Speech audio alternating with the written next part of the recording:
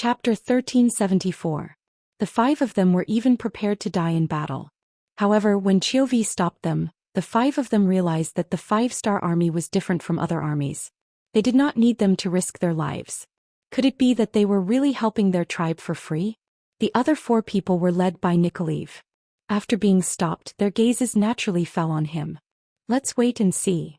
Nikoliv, who was also at a loss, could only say this. At the same time, he looked at the battlefield. He could not understand why the 5-star army only sent out 100 cavalry even though they had more people. What was the reason for this? Very quickly, Nikoliv had an answer. Everything that happened on the battlefield told him that there was only one reason why the 5-star army only sent out 100 cavalry.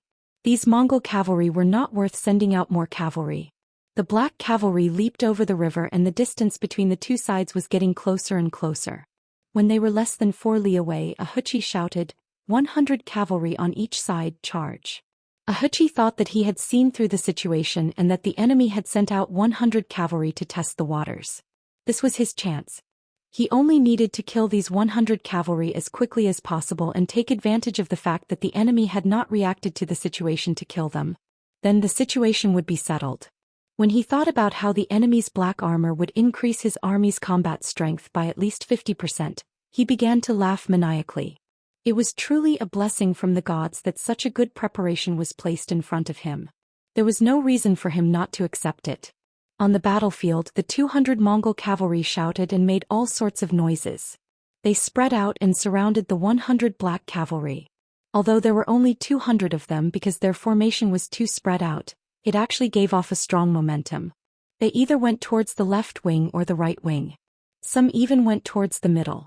The sabers in their hands continuously spun as they prepared to strike. On the other hand, the 100 black cavalry soldiers also spread out. With Beta Persei Ba Dao Jiang Ping Yu and the others at the tip of the arrows, they formed groups of around a dozen people, and they tore through the air like arrows that left their bows. They headed straight for Ahuchi, who was protected by 100 Mongolian cavaliers. It was as if no matter where the wind blew, he would just go all the way. Fire! Fire! Ahuchi's face revealed a trace of panic when he saw that the incoming enemy did not care about being surrounded and instead went straight for the root of the problem. Although there were only 100 of them, for some reason they gave him a great sense of pressure. It was like being stared at by a wild beast on a grassland. With a command, the 100 cavalrymen beside him quickly took out their strong bows, knocked their arrows and began to shoot. Whoosh whoosh whoosh. Arrows pierced through the air unceasingly, their target being the 100 black cavalry soldiers who were charging straight at them. At the same time, a large number of Mongolian cavaliers also surged in from the left and right of the black cavalry. It was not an exaggeration to say that there was an ambush from all sides. At that moment, the black cavalry had already met with dozens of Mongolian cavaliers in front of them. Their black clothes and black armor allowed them to ignore normal arrows. At that moment they only needed to swing their swords and kill the enemies who were charging at them. Clang clang clang. The Black Knight Dragon Guards did not show any signs of slowing down, nor did they make any movements to dodge. They allowed the arrows to hit their bodies and the sound of metal clashing could be heard. Then the sabers in their hands clashed with the sabers of the Mongolian cavalry in front of them. Then an unbelievable scene appeared. The Mongolian cavaliers who were riding on their horses with ferocious expressions were stunned on the spot. It was as if their acupoints had been sealed. They did not move at all and allowed the black cavalry soldiers beside them to jump past them as if they did not know what was going on. This scene shocked Nikoliv, who was watching the battle.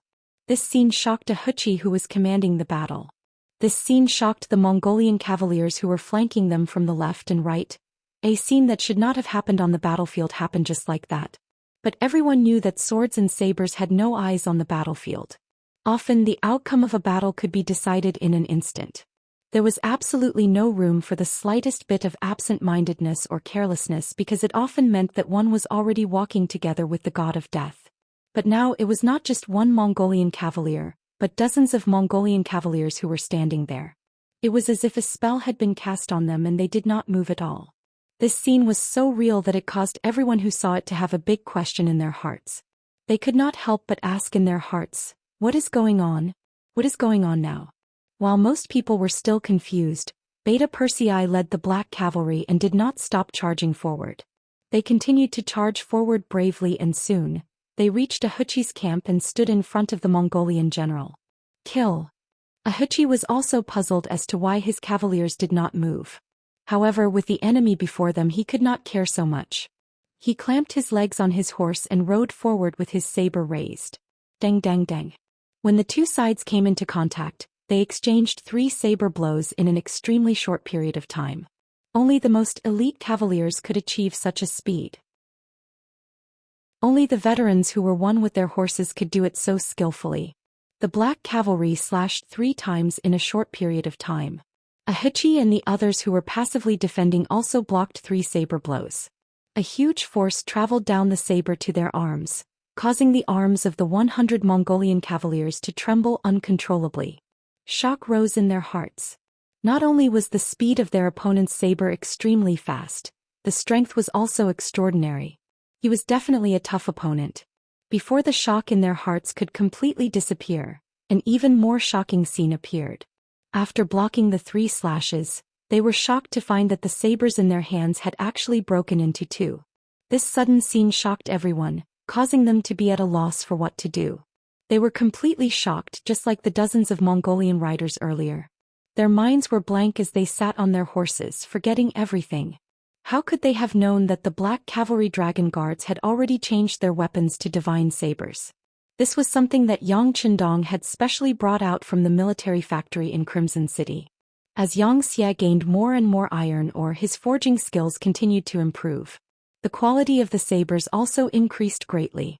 Every new divine saber lived up to its name. Not only were the sabers thinner and lighter than normal sabers, they were also sharper and had reached a state where they could cut through iron like mud. In just 3 saber blows they were able to cut the enemy's saber in half. This showed how powerful and tough the saber was. Get down from your horses. Beta Persei and the others who had succeeded in one strike reined in their horses. Then they swung their arms and used the backs of their sabers to smack down on the backs of the Mongolian cavaliers who were still standing on their horses with shocked expressions. Under the powerful force, the Mongolian cavaliers who were unable to defend themselves in time fell down from their horses like dumplings. 100 Mongolian cavaliers, including Ahuchi, were all captured at the start of the fight. This sudden scene also shocked the Mongolian cavaliers who were charging over from both sides. In their eyes, Ahuchi and the others were captured the moment they came into contact with the black cavalry. How did this trick work? They really could not understand it.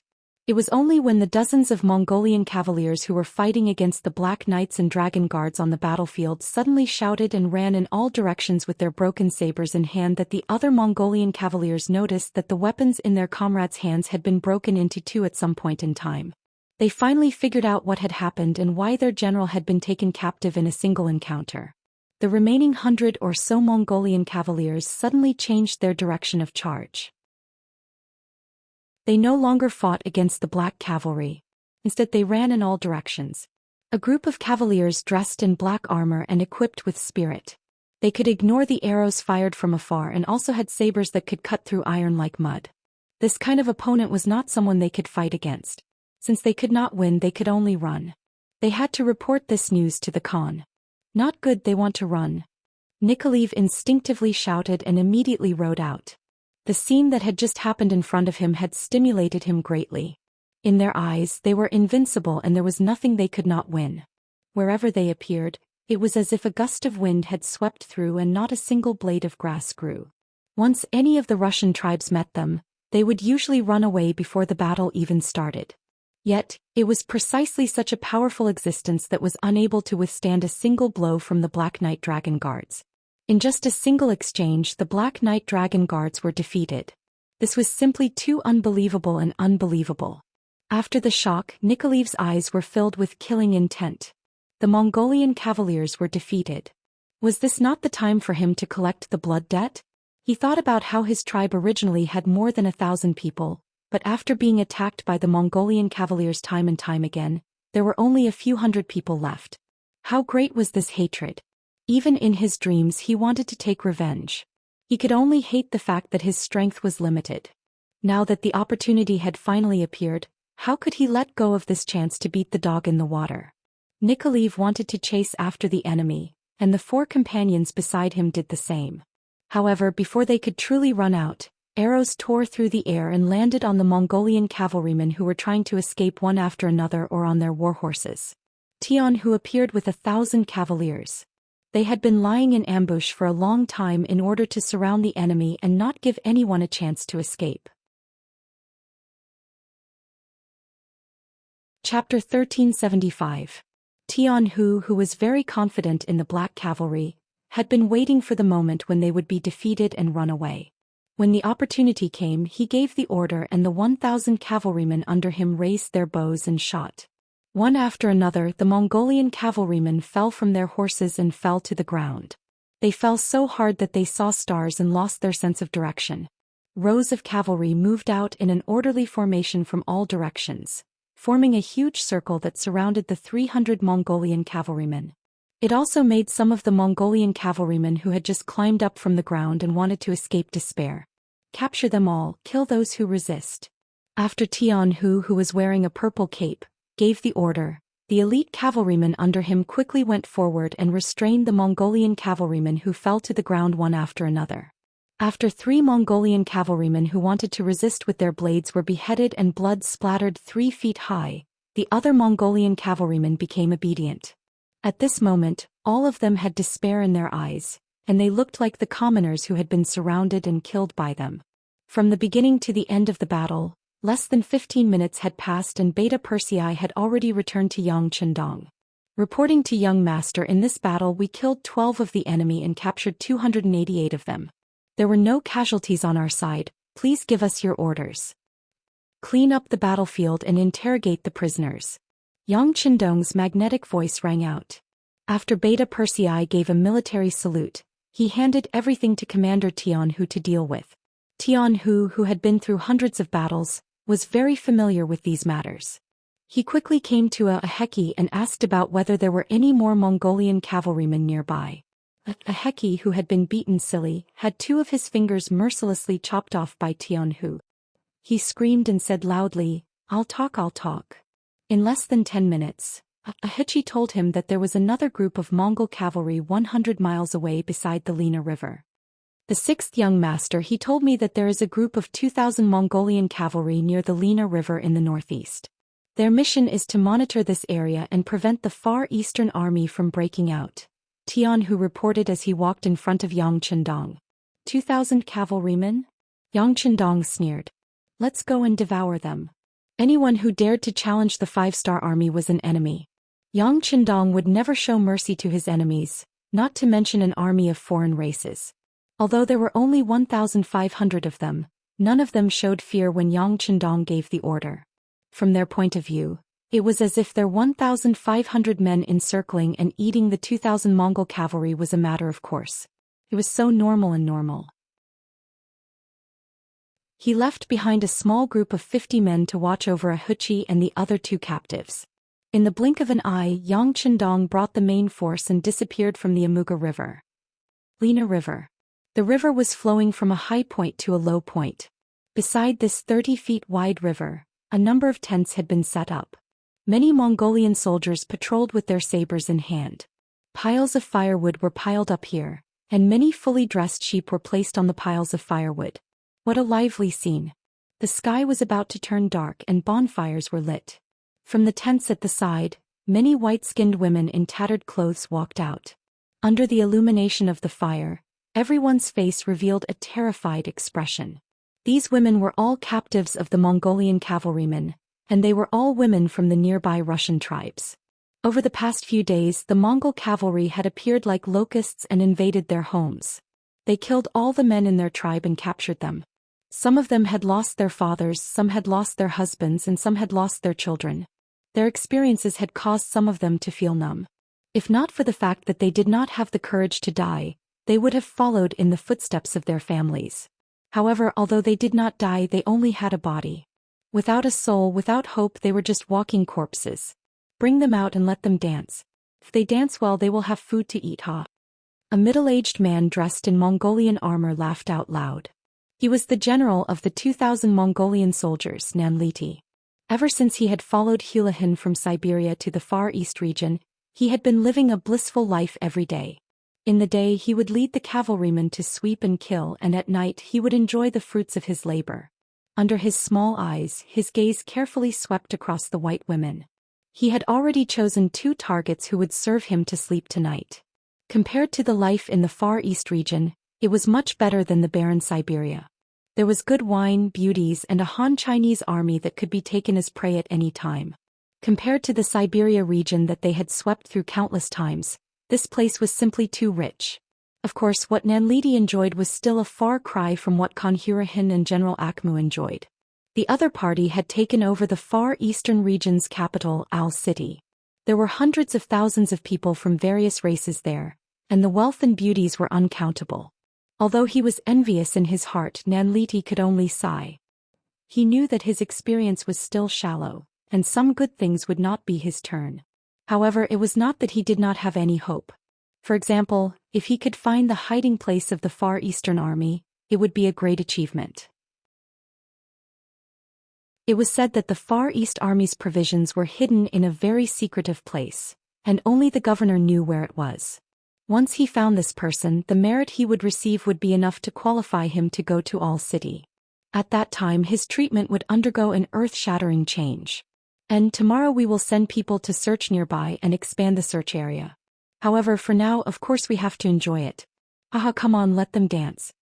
Nanliti, who was full of expectations for tomorrow, seemed to be filled with yearning and hope. His entire mood seemed to have become even more excited at this moment. The general gave the order, and the women who were chased out of the house were thrown into the inner circle, and under the light of the bonfire, they started to dance the Russian folk dance. Outside, countless Mongolian cavalrymen drank the horse milk wine, ate the whole roasted lamb, and laughed with saliva dripping from their mouths.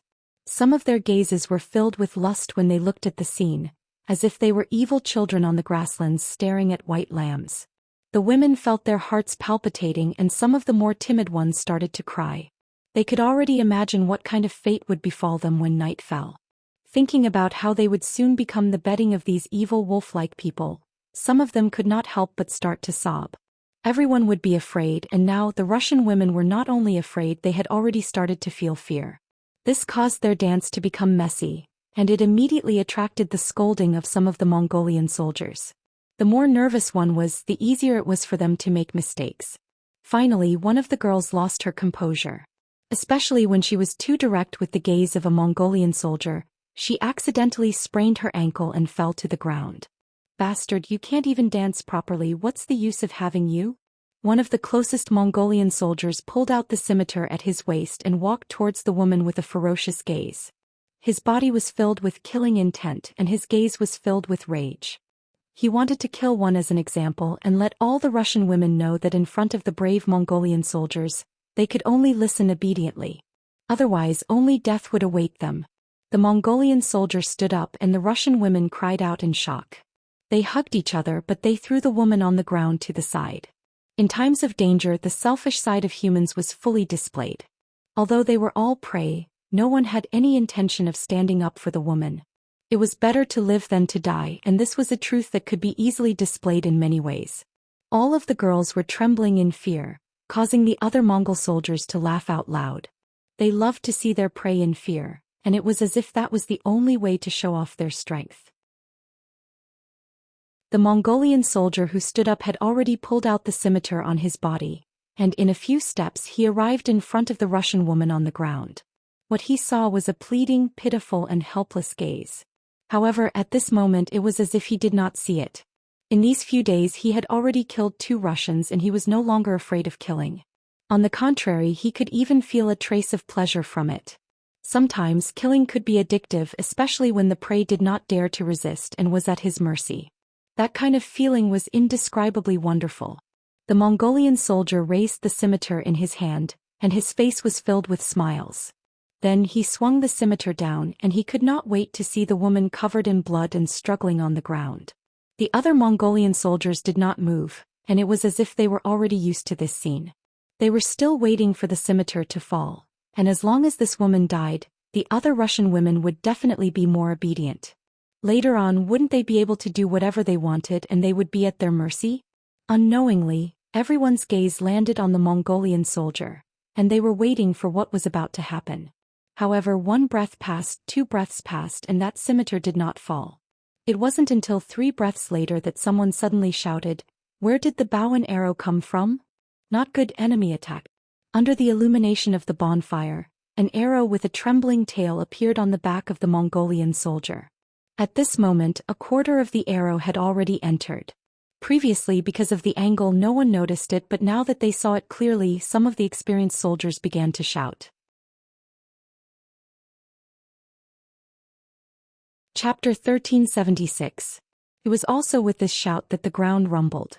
It was as if 1,000,000 drums were beating in the hearts of those who heard it, causing many people to be surprised at the first moment. Any veteran who had been on the battlefield could tell that this was the sound of horses galloping on the ground. From the sound of it, there should be a large number of cavalrymen. Get on your horses, pick up your weapons, and follow this general to kill. Nanlidi also threw the wineskin in his hand to the ground at the first moment, and then he started to make a fuss. He had not heard that the Khan was going to send troops to help him. Furthermore, one of his brothers had already been shot by an arrow. Even if he used his toes to think, he should know that the enemy was not a friend. However, he did not panic. The only enemies in the vicinity were a few scattered Russian tribes. They were few in number and did not have enough horses and weapons. They were not a threat to them. As long as they could withstand the initial attack, it would be time for them to counterattack.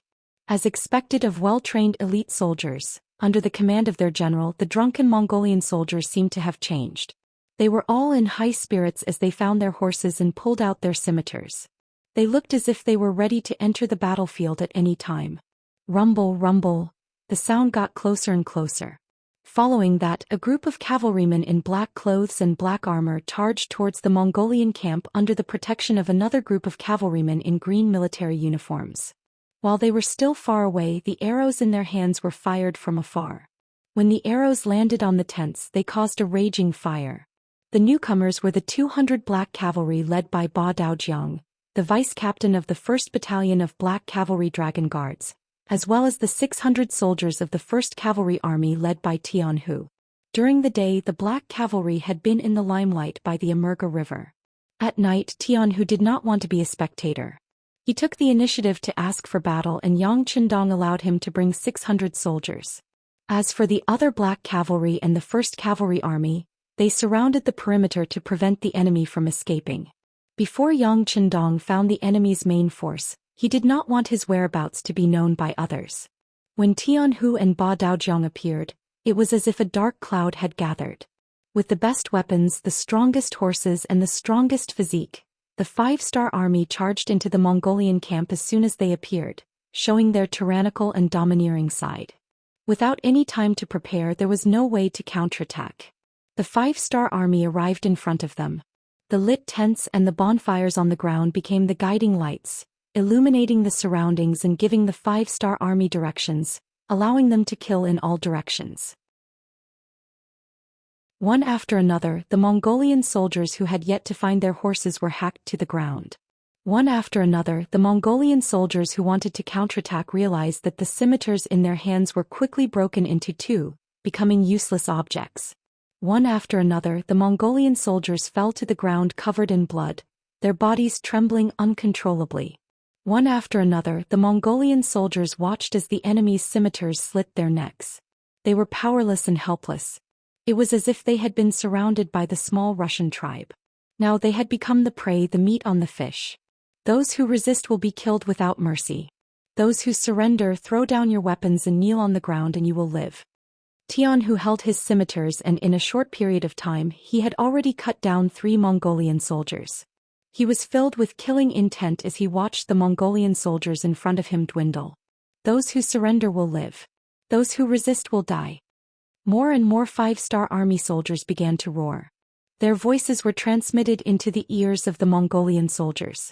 Some of the Mongolian soldiers who had been frightened pale by the scene in front of them finally put down their weapons. This was simply an unequal battle. One side came prepared while the other side came unprepared. One side was preparing their troops, while the other side was immersed in wine and women. One side was filled with killing intent while the other side was filled with fear. One side was like a hot knife through butter while the other side was defeated like a mountain. Under such a situation, if they continued to resist, they would only die. Just like those Russian girls who knew that it was hard to live, but did not want to die, these Mongolian soldiers were the same. After knowing that they could live if they surrendered, they did not hesitate to choose the latter. With a large number of Mongolian soldiers kneeling and surrendering, the situation on the battlefield became clearer. In less than an hour, the entire battle had ended. Ba Daojiang and Tian, who began to clean up the battlefield. The Russian girls who had been captured stood together. The Mongolian soldiers who had surrendered squatted together, and the corpses of the Mongolian soldiers who had been killed were carried together. Under the illumination of the flames, the Russian girls looked at their surroundings in panic. To them, the Mongolian soldiers had been defeated, but it did not mean that they were free. No one knew who these Mongolian soldiers were and whether they had any other intentions. If one were to use a phrase to describe their mentality, it would be that they had just escaped from the wolf's den and entered the tiger's den. Rumble, rumble, rumble. The earth trembled once again, causing the Russian girls, who were already worried about their future, to have a drastic change in expression. Could it be that another cavalry was coming? If that was the case, would they be able to survive the battle? On the other hand, the Mongolian soldiers who had dropped their weapons on the ground were pleasantly surprised.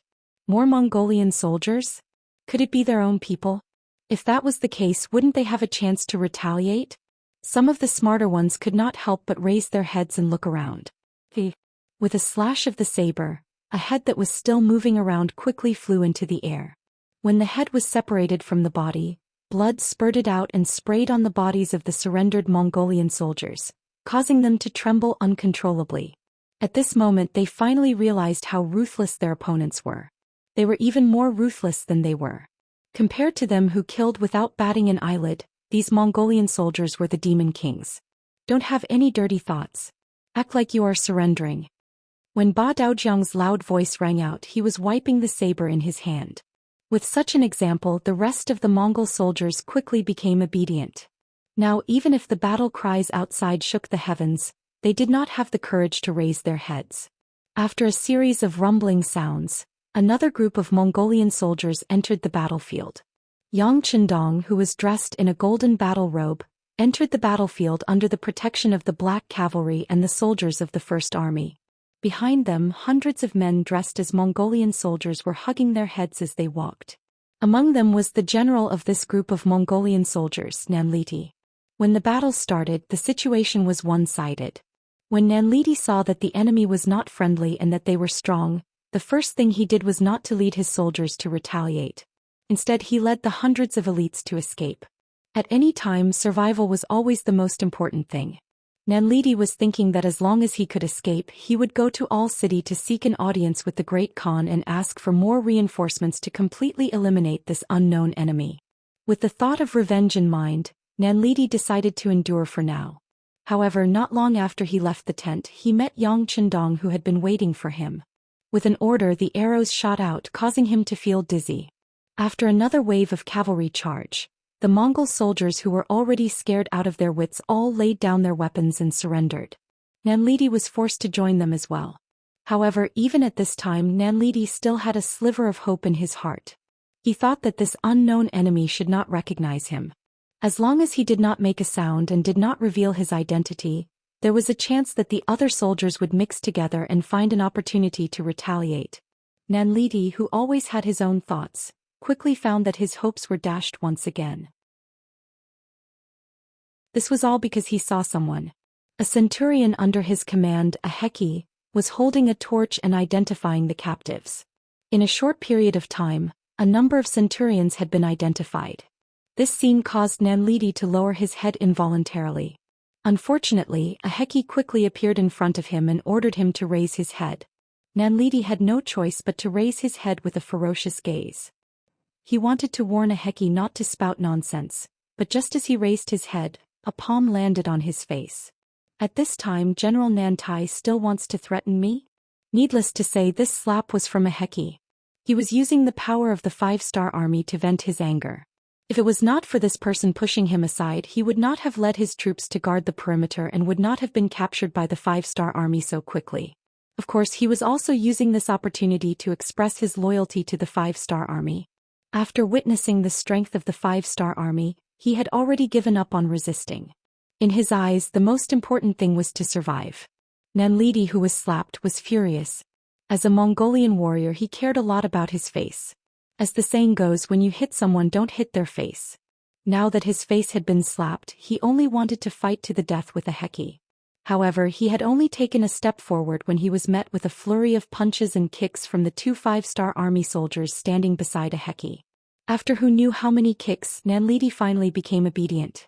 Lying on the ground, he felt that lying on the ground was a very comfortable thing.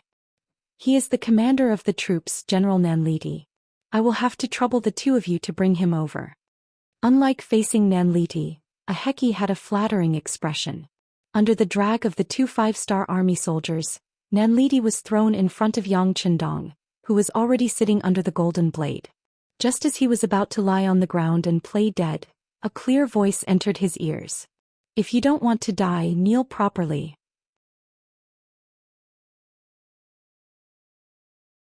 Chapter 1377. With the scene of him killing the surrendered Mongol soldiers, Nanlidi immediately knelt down and did not even waste a breath of time. The soft feared the hard feared the rash, and the rash feared those who did not care about their lives. The facts proved that the ancients did not lie. The 2,000 Mongol cavalry were either killed or surrendered. After the matter was tallied, not a single one of them managed to escape. This was because Nanlidi was too careless and did not even send out a single scout. Maybe he thought that he was the king in this world and no one dared to offend him. None of the 2,000 Mongol cavalry managed to escape, and none of the Russian girls managed to escape. The tallied result was that there were close to 400 of them. Among them there were many women who were close to 50 years old.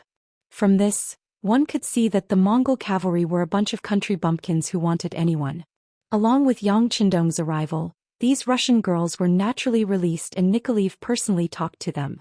Based on Yang Chendong's instructions, if they could find their own tribe, they would be given food and allowed to leave. They would also take the chance to spread the news of the 5-star army's arrival and some policies that would benefit the people. On the other hand, if they had no home to return to, they could follow the 5-star army to All City, which was where the far eastern province was. When they reached there, whether they remarried or started their own tribe, as long as they were willing to work hard for the 5-star army, they would not starve to death. On the contrary, those who worked hard would change and live a better life. At this moment, Nikolaev was filled with absolute respect for Yang Chendong. He personally saw 1,500 5-star army soldiers deal with 2,000 Mongol cavalry like they were chopping vegetables. At this moment he already had the thought of joining the 5-star army. He placed a lot of importance on the mission that Yang Chendong gave him and wanted to complete it well. They did not rest for the entire night, and Nikolai brought his 4 brothers to talk to almost all the Russian women. After confirming that more than 30 of them could find their own tribe, they gave them food and allowed them to leave. There were still around 350 Russian women left in the camp, and they would be sent along with the 2,000 Mongol cavalrymen who were captured and sent to the city of Ar. The only difference was that these women were considered good citizens while these Mongol captives had to do manual labor. In the future they would have to repair the city walls and roads. The next morning Yang Chendong first listened to Nicholas' report. After knowing that Nicholas had completed the task well, he gave him some encouragement. Then he saw Nanlidi, who had become very obedient after being tortured for a night. Bugnam of Gojosian, this sinner is willing to take my place. Please don't kill me, don't kill me. A night of torture made Nanlidi understand what was worse than death. At this moment he did not dare to think about what happened last night. He only wanted to live, even if he had to sacrifice his dignity. Very good. Then immediately follow your agreement and report the appearance of the 5-star army's reinforcements at the Immerse River. Remember, no matter what method you use, as long as you can lure the main force of your cavalry over, it will be a great achievement. Otherwise, if you can't complete this task, you can prepare to die. No, it will be worse than death. Yang Chendong didn't look at Nanlidi. He didn't have a good impression of such a spineless general. If it wasn't for the fact that he still needed this person, he would have already ordered people to drag him out and behead him. Yang Chendong gave him a chance and Nanlidi readily agreed. He knew that whether he lived or died or lived a life worse than death, would depend on the completion of this task. How could he dare to be careless? After he left the tent, he took the initiative to look for a heki. The 5-star army would not allow him to leave. Some things could only be done by someone trusted by the Khan. Yang Qindong did not care about what Nanlidi was going to do. He brought the army and retreated towards the Immerse River.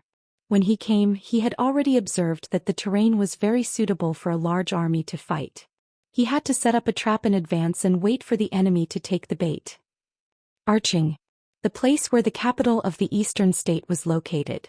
At this moment, the largest mansion had already become the residence of Abelia Khan Hurahin. It had been more than 3 months since they occupied Arching. This was also the most comfortable winter that Hurahin had ever experienced. In the past, when he was in the Abelia region, when winter came, it would feel like a year. Everywhere was white snow. In some places where there was no wind, the snow was almost 10 feet deep. Even if the cavalry fell into the snow, they would quickly disappear without a trace. In such an environment, no work could be done. Everyone could only stay in their yurts to hide. This was also known as the winter cat. Even if Hurahin was the Khan, it was the same. The only difference was that the yurt he stayed in was bigger. However, this year's winter was completely different.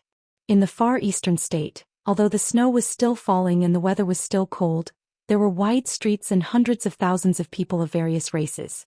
There were also many goods and food that could not be found in the Abradia region. This place was like a big treasure trove. Hurahin and his soldiers were dazzled. Then came a round of looting. Whether it was food, goods, houses, money, or women, they all became the targets of their looting.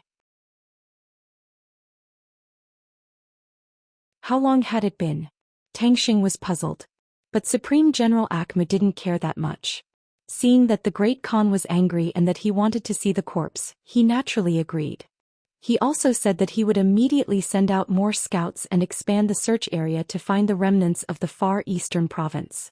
As a surrendered general, Tangxing, who had nowhere else to go, also said that he would fully cooperate with General Akmu and search for Qin Bo's possible hiding places to prevent any loopholes. Both of the generals had expressed their stance, which made Hurahin reveal a satisfied expression. Then his gaze fell on the merchant Belinsky, wanting to see what he had to say. The real reason why Hurahin was able to conquer the far eastern state was because of this Belinsky. Belinsky grew up in a white family. Because of his parents' low status, he had never eaten a proper meal before he grew up. At that time, he had vowed that he would change everything through his own efforts. In the future, his children would not have to worry about food anymore. It was said that the children of the poor were able to take charge of the family at an early age. After Belinsky had his ambition, he worked hard for it. Coupled with his talent, he slowly became a true merchant. In order to obtain more benefits, he traveled extensively and was not afraid of danger.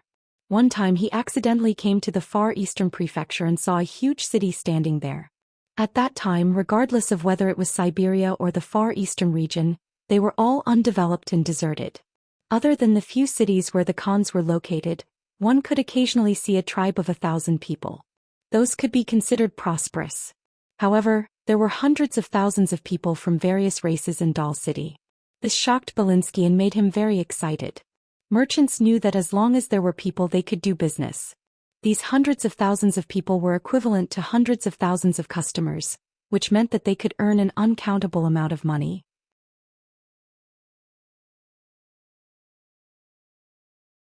Chapter 1378. In his excitement, Belinsky used his business methods to understand the situation in the city, as well as the prices of the various items in the city. As his understanding of the city deepened, he was also deeply shocked by the dazzling array of goods in the city. For example, glass products, perfumes, silk, tea leaves, and so on were all used here. Once these things were sold elsewhere, the benefits would be unimaginable. In his excitement, Belinsky took out all of his savings to purchase goods in all city. Gradually, he established a relationship with Tangxing. Under his intentional roping, the two of them quickly became friends, and he was also able to learn some secrets that no one else knew. For example, if a Han merchant were to purchase goods from Arching, the cost would be reduced by a lot, and they would receive a lot of preferential treatment. For example, Tangxing actually had Mongolian blood in him and his tribe was in the Abelia region, etc. Belinsky had always been an ambitious businessman. After learning about the situation, he had other ideas. For example, he could drive the Han people out of the far eastern region and let him personally control everything. That way, his strength would increase by hundreds or even thousands of times in the shortest amount of time. At that time he would no longer need to run around doing business. At that time his descendants would no longer have to worry about not having enough to eat. After the ambitious Belinsky left the far eastern region, he came to the Siberia region to look for Khan Hurahin. If he wanted to achieve his goal, he needed a powerful partner, and Hurahin was that person in his heart. Hurahin, who was also ambitious, quickly got together with Belinsky. Then they took control of Tang Xing's tribe and used him as a spy to launch a surprise attack. Without any preparation, Qin Bo was injured and fled, and the far eastern region changed hands. In fact, Hurahin was able to live a good life now because of the information and help provided by Belinsky. Therefore, in his heart he still valued this merchant very much. Now he looked at him and wanted to hear if he had any good opinions. This did not disappoint Hurahin. From the perspective of a merchant, Belinsky made a suggestion. Open the city gates and let the commoners out. At the same time, offer a large reward for information on Qin Bo's whereabouts. No matter who it was, what tribe they were from, or what status they had in the past, as long as they could provide information on Qin Bo's whereabouts, they would be rewarded with 50,000 taels of silver.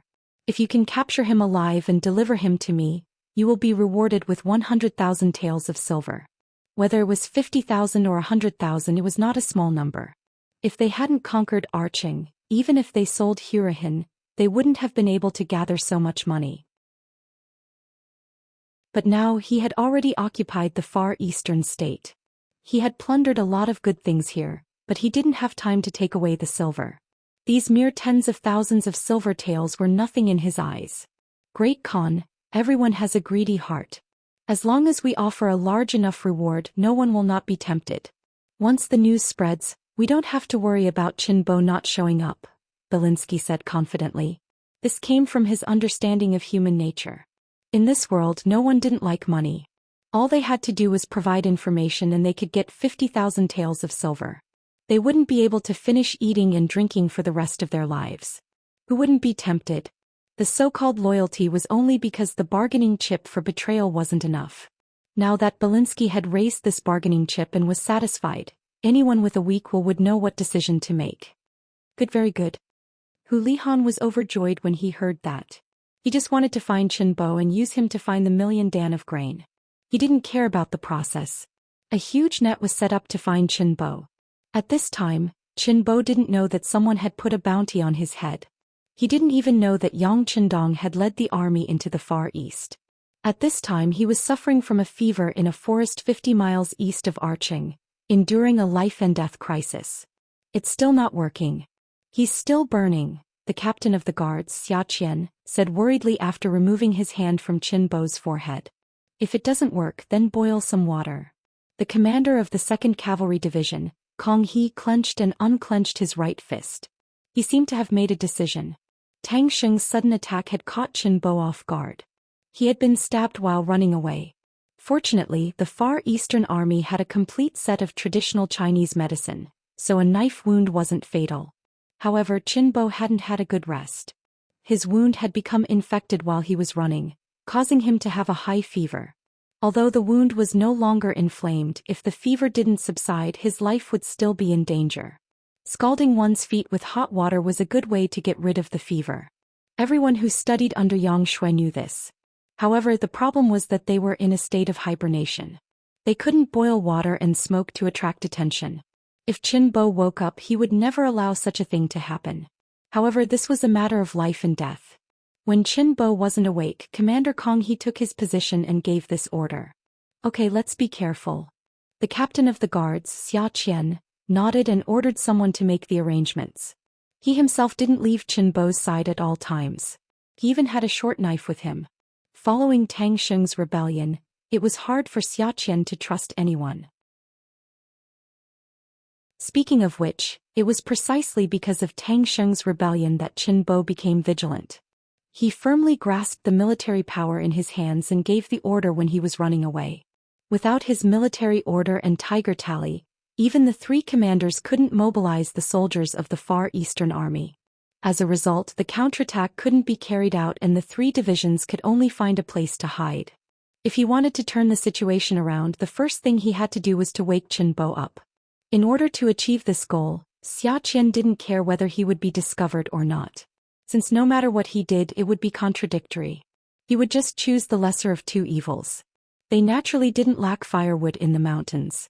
The only problem was that once they did this, smoke would inevitably be produced. This was a dangerous thing that could easily expose their location. As a result, even though the guards were extremely careful, there was still smoke coming out of the forest. It was spotted by the Mongolian scouts who were searching nearby. However, due to the distance he couldn't immediately go forward to investigate. After thinking for a moment he turned his horse around and rushed towards a nearby Mongolian army. Just as this Mongolian scout was about to leave, there was another cavalry scout about 8 li away who also saw this scene and left. The hot water was finally boiled. The unconscious Chenbo was supported by Zhou Xian as he placed his feet into the tub of hot water. With a cry, Chenbo woke up from the hot water and slowly fainted again. Fortunately, after soaking in the hot water his body began to sweat. After 2 hours his body temperature began to drop and Chenbo woke up again. With the fever temporarily gone, Chenbo's spirit seemed to be much better. With Zhou Qian's support he forced himself to sit up. He first looked at the tub that was still warm and frowned. "You guys started a fire?" "Yes, it was my order."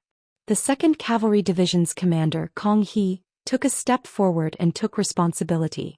Beside him, Commander Zhou Qian also followed up and said, "I also agree." AI. Hearing that they had started a fire, Chenbo sighed. At this moment he didn't know what to say. However, since the fire had already started, it was too late to say anything. He could only hope that no one would discover them. "Alright, let's not talk about this matter. This place could be exposed at any moment. We need to leave this place immediately and look for another safe place. Commander, the 2nd Cavalry Division is nearby. Should we gather with them?" Knowing that the commander would make such an arrangement, Division Commander Kong He volunteered. Chenbo shook his head and said decisively, "We are in danger at any moment. Tang Xing has rebelled. No one knows if there are any spies in the army. For the safety of the army, we cannot take the initiative to contact anyone." A person couldn't fall in the same place twice. Chenbo's method was understandable. Although it was a little passive, it was better in terms of safety. After the other 3 divisions went into martial law, it could indeed ensure their safety to the greatest extent. However, this way the military would be in danger. "It's fine. With our guard division, we will protect the general's safety even if we have to risk our lives." As the commander, Zhou Qian had a determined expression. Although the guard division had suffered heavy losses on the way out of Al-Air City, there were less than 200 people left from the original 2,000 people. However, even if there was only 1 person left, they had to arrange for the general to be sent out. "Good." Hearing Zhou Qian's attitude, Chenbo patted the back of his hand in satisfaction. Then his face was covered by a layer of worry. "Sai, it's a pity that our radio is broken and we can't contact the outside world. The situation here can't be spread out in time. I think the 6th young master must be worried sick." Chenbo temporarily regained consciousness. However, it didn't eliminate the possibility of him having a high fever at any moment. After all, the hot water treatment didn't solve the problem. Without a safe environment to rest, the fever could reappear at any moment. Using this time, the guard division made the decision to move. However, just as everyone was packing up and Chenbo was being carried onto a military stretcher, a soldier hurriedly came to report that there was a large group of Mongolian cavalry outside the mountain. There were at least 1,000 of them. "They found us so quickly?" Whether it was Kong He or Zhou Qian, their faces sank.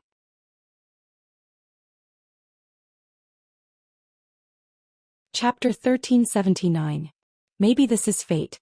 How about this, you guys go first and I'll cover you. Remember, no one can have the right to mobilize the army without an order.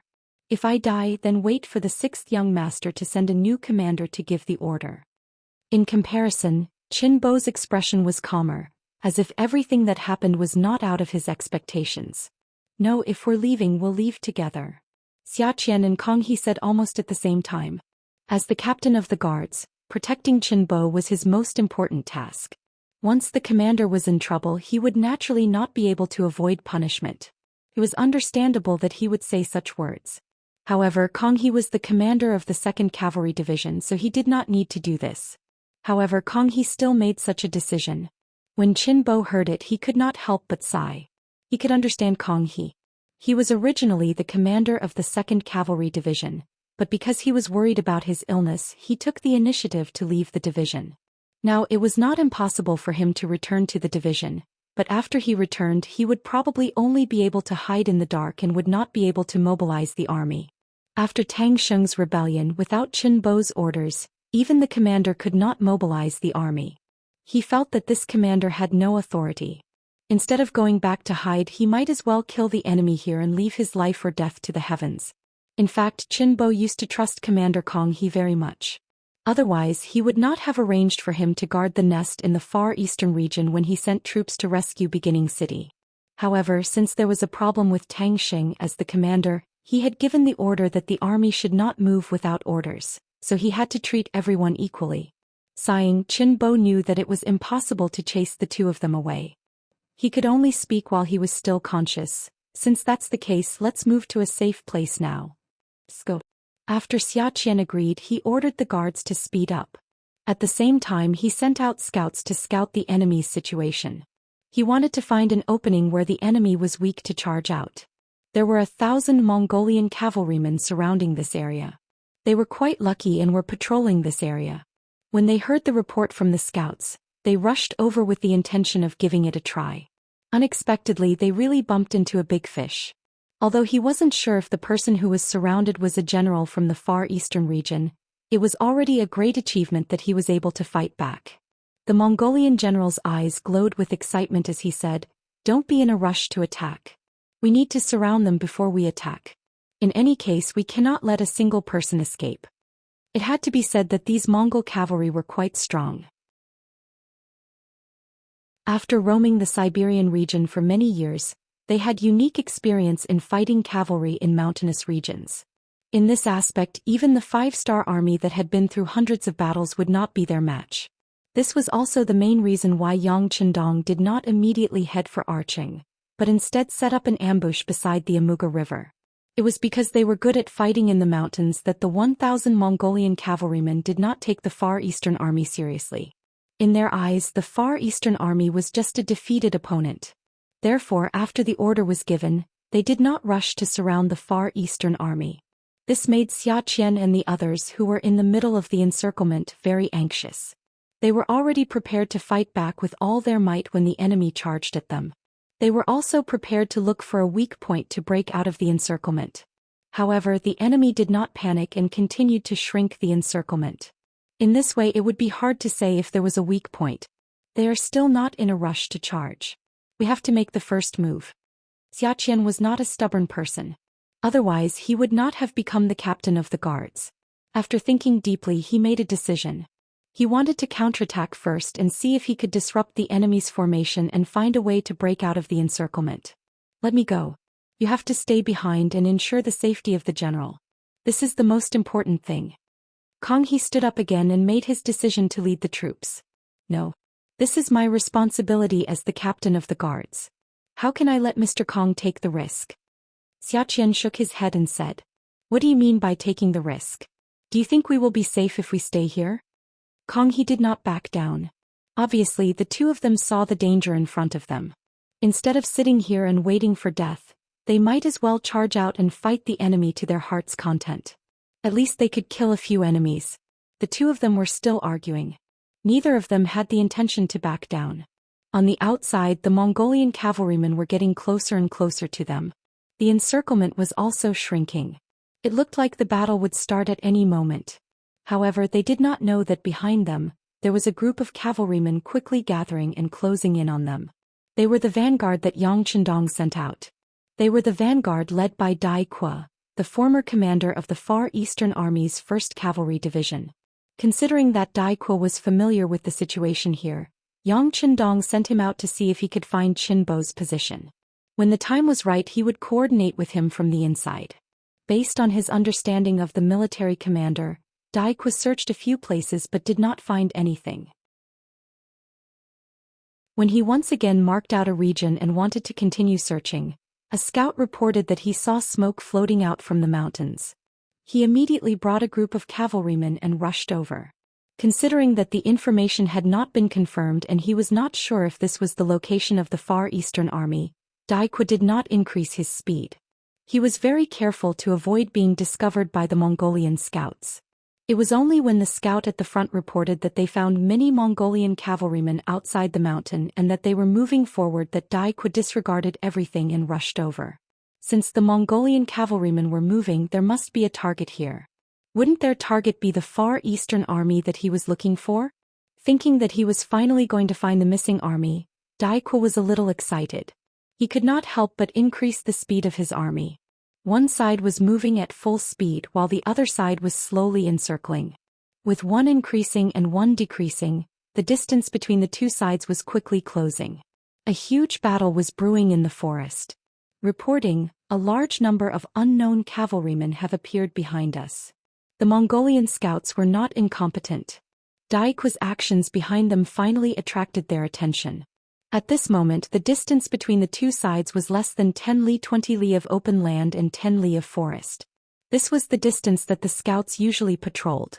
When the Mongolian general Ulu heard the news, he was not worried but happy. Didn't this prove that they had caught a big fish? Otherwise, why would so many enemy cavalrymen appear? Can you see how many people there are? Ulu's voice carried a trace of excitement and agitation as he asked. There are too many trees, so I can't be sure. However, there should be no less than 1,000 people. The scout first shook his head and then thought carefully before explaining. Okay. Hearing that there were no less than 1,000 people, Ulu was even more delighted. If there were too many enemies, he might have to consider whether or not he had the strength to fight. However, if they were on the same level as him, he had nothing to worry about. With the same number of soldiers, his cavalrymen were better at fighting in the mountains. He was confident that he could deal a heavy blow to the enemy. Send down the order. Apart from leaving 200 men to keep an eye on the target in the mountains, everyone else get ready to charge. Ulu decided to take down this group of enemy cavalrymen. In order to obtain the merit, he did not have the intention to report it to his superiors. This caused him to lose the last chance to kill Chenbo. After the 1,000 Mongolian cavalrymen received the order, they continued to advance slowly on the surface, shrinking the encirclement. However, they were secretly prepared to turn around and fight at any moment. Daique, who was quickly approaching from behind, did not notice this. He did not care who was surrounded. Based on the principle that an enemy of an enemy was a friend, he had to save them. As for whether or not he could defeat them, he was still confident. He was once a member of the Far Eastern Army, so Daique naturally knew about the strength of some Mongolian cavalrymen. Because the enemy had lived here since young, they were used to fighting in the mountains. If it was a one-on-one, he did not have much confidence. However, the scouts had reported that the enemy only had 1,000 cavalrymen. In terms of numbers, he had twice the enemy's. Furthermore, he had led the army through the baptism of war. Many of the soldiers were not veterans, but they had been through life and death situations. With double the number advantage, he was confident that he could defeat the enemy. Both sides had their own plans and the distance between them was getting closer and closer. 10 miles, 8 miles, 6 miles. When they were only 3 miles away, they could hear the sound of horse hooves in the forest. The 800 Mongolian cavalrymen who were already prepared started to counterattack. They suddenly turned their horses around. As they ran back, they took out their bows. Charge, kill them all.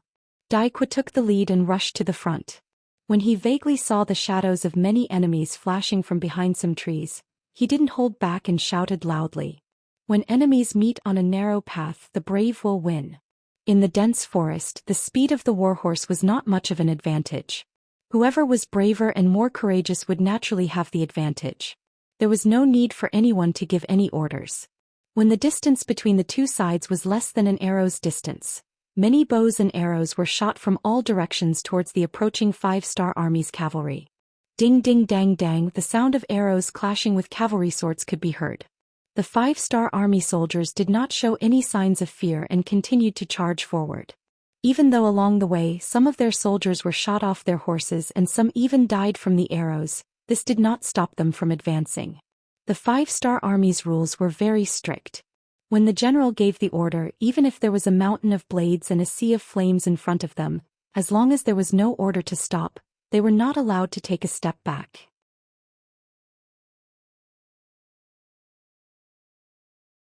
Chapter 1380. Under the strict military rules, the 2,000 cavalry did not retreat at all. They could only continue to advance, closing the distance between the two sides. At the same time, the archers started to reflect the arrows. In terms of archery, the 5-star army had put in a lot of effort into training. Even though most of the Mongolian cavaliers had used the geographical advantage to hide behind some trees, the retaliation from the 5-star army's archers still brought quite a lot of pressure to them. Even though their damage was not as great as when they were on the plains, they still managed to suppress the enemy's archers. After the 5-star army paid the price of 200 cavalry casualties, they managed to close the distance between the two sides, and their advantage in numbers showed. This also forced the Mongol army, which only had 800 cavalry, to retreat. Yu, who was leading 200 cavalry to wait for news of the army's victory, suddenly heard that the battle was not going well and that the army was being forced to retreat. A look of panic flashed across his eyes. It was not as if he had never seen the strength of the Far East Army before. Tang Xing, the commander of the 2nd Cavalry Division, was not the only one who had surrendered. He had led an entire division of more than 8,000 men. As one of the Mongol generals, Yu had seen the training of the Far Eastern Army. It was really normal, and compared to them they were more than 10% weaker. Logically speaking, such an army should not be hard to defeat. As long as the arrows successfully suppressed the enemy until they couldn't even raise their heads, then they could find a suitable moment to suddenly attack. With the momentum of a tiger leaping down the mountain, it was possible to destroy the enemy's formation. At the same time, the enemy's fighting spirit and morale would also be destroyed. Once the morale of the army was messed up, no general would be able to turn the tables. As such, before this battle, Yu was really confident. However, who would have thought that the enemy would be so strong? In just a short time they had actually charged over and forced his army to retreat.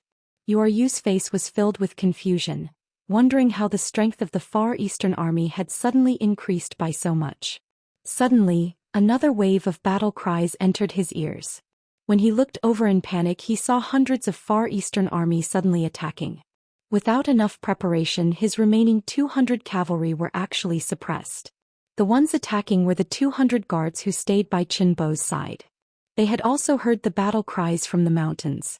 Based on their intuition, they knew that the reinforcements had arrived.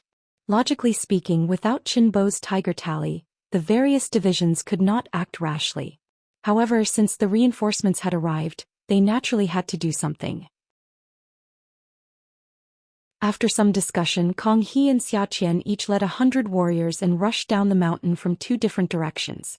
They used practical actions to support the reinforcements, to create a center. Facing enemies from 2 sides, even though Yu was filled with reluctance, he still decisively gave the order to retreat. He had already thought it through. Since he did not have the appetite to swallow up the Far Eastern Army, he would ask for reinforcements. After all, he was the one who discovered these enemies, so he would definitely get the credit. What he needed to do next was to keep an eye on these targets. The Mongolian cavalry suddenly retreated. However, whether it was Daikuo, Kong He or Xiaqian, none of them had any intention of chasing. They tried to get closer, wanting to see the other party's identity. Arching.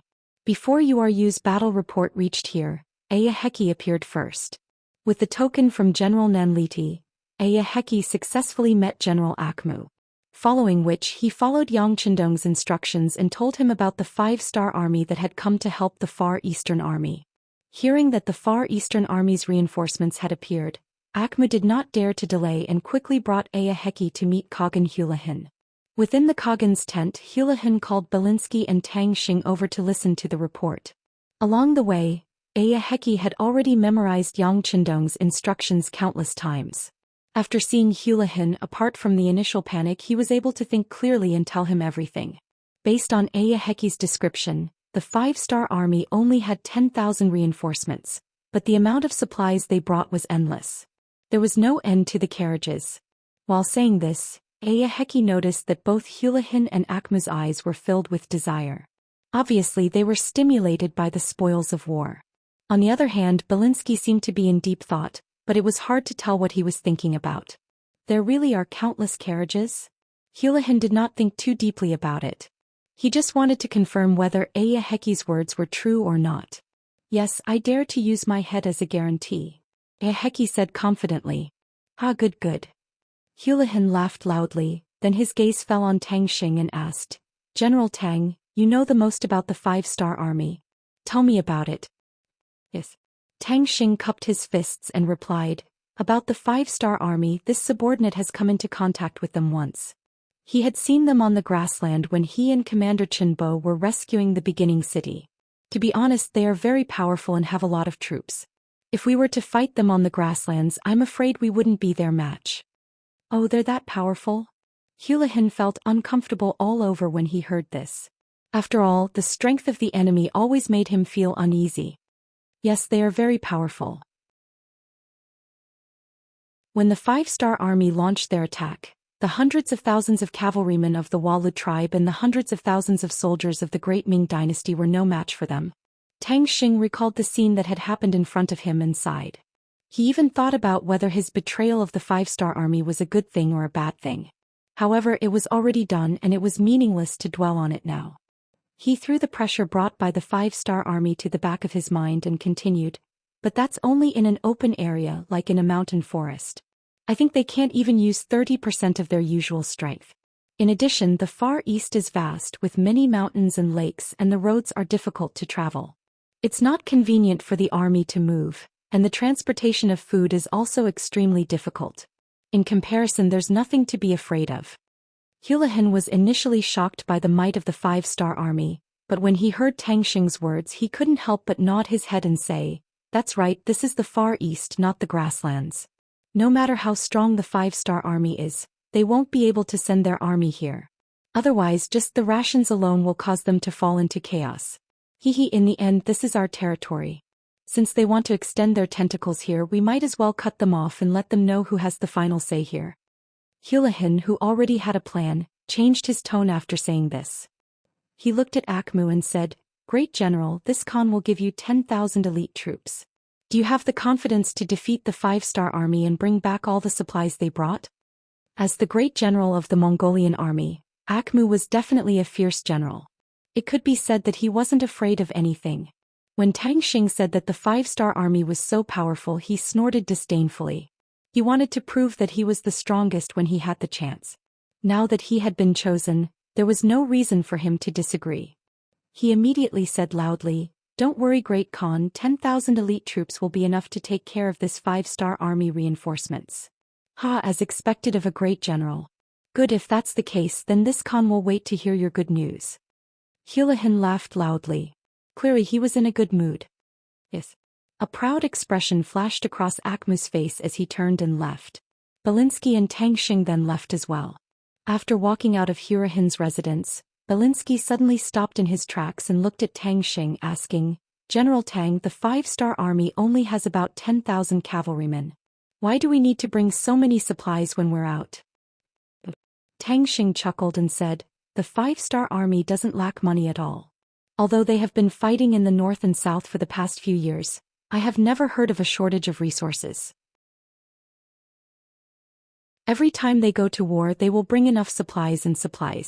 This has already become a habit. I see. After hearing this, Belinsky couldn't help but reveal a look of shock. Earlier he was wondering if this was a trap set by the 5-star army. Now it seemed that he was thinking too much. However, when he thought about how rich the 5-star army's resources were, he couldn't help but yearn for it. Unfortunately, he had already joined forces with Hulahan and offended the 5-star army. It would be difficult for him to cooperate with them in the future. Not long after Belinsky and Tang Xing left the residence, another scout came to see them. They were sent by General Ulu to ask for reinforcements. When Hulahan heard that he had found traces of the Far Eastern army, he was naturally overjoyed. However, he didn't immediately send troops to eliminate them. In his opinion, the Far Eastern army was already a dish in his bowl that could be picked up at any time. Instead, the 5-star army was the target that needed to be dealt with immediately. He was afraid that if he was late, the 5-star army would run away. Go back and tell General Ulu that this Khan will send 1,000 cavalry to help. Have them keep an eye on the Far Eastern army. When General Akmu returns in triumph, it will be time to send troops to deal with the Far Eastern army. Hulahan made the decision to deal with the 5-star army first before dealing with the Far Eastern army. What he didn't expect was that this move would give the Far Eastern army, which was already on the verge of death, time to breathe. This would sow the seeds of his defeat. General Dai Kuo led the army to meet up with Division Commander Kong He in the mountains. Then he went to see Commander Qin Bo, who had fainted once again. After the temperature dropped again, Commander Qin Bo slowly woke up. When he opened his eyes and saw Dai Kuo, his originally dispirited aura also became excited. Division Commander Dai, why are you here? Did the reinforcements arrive?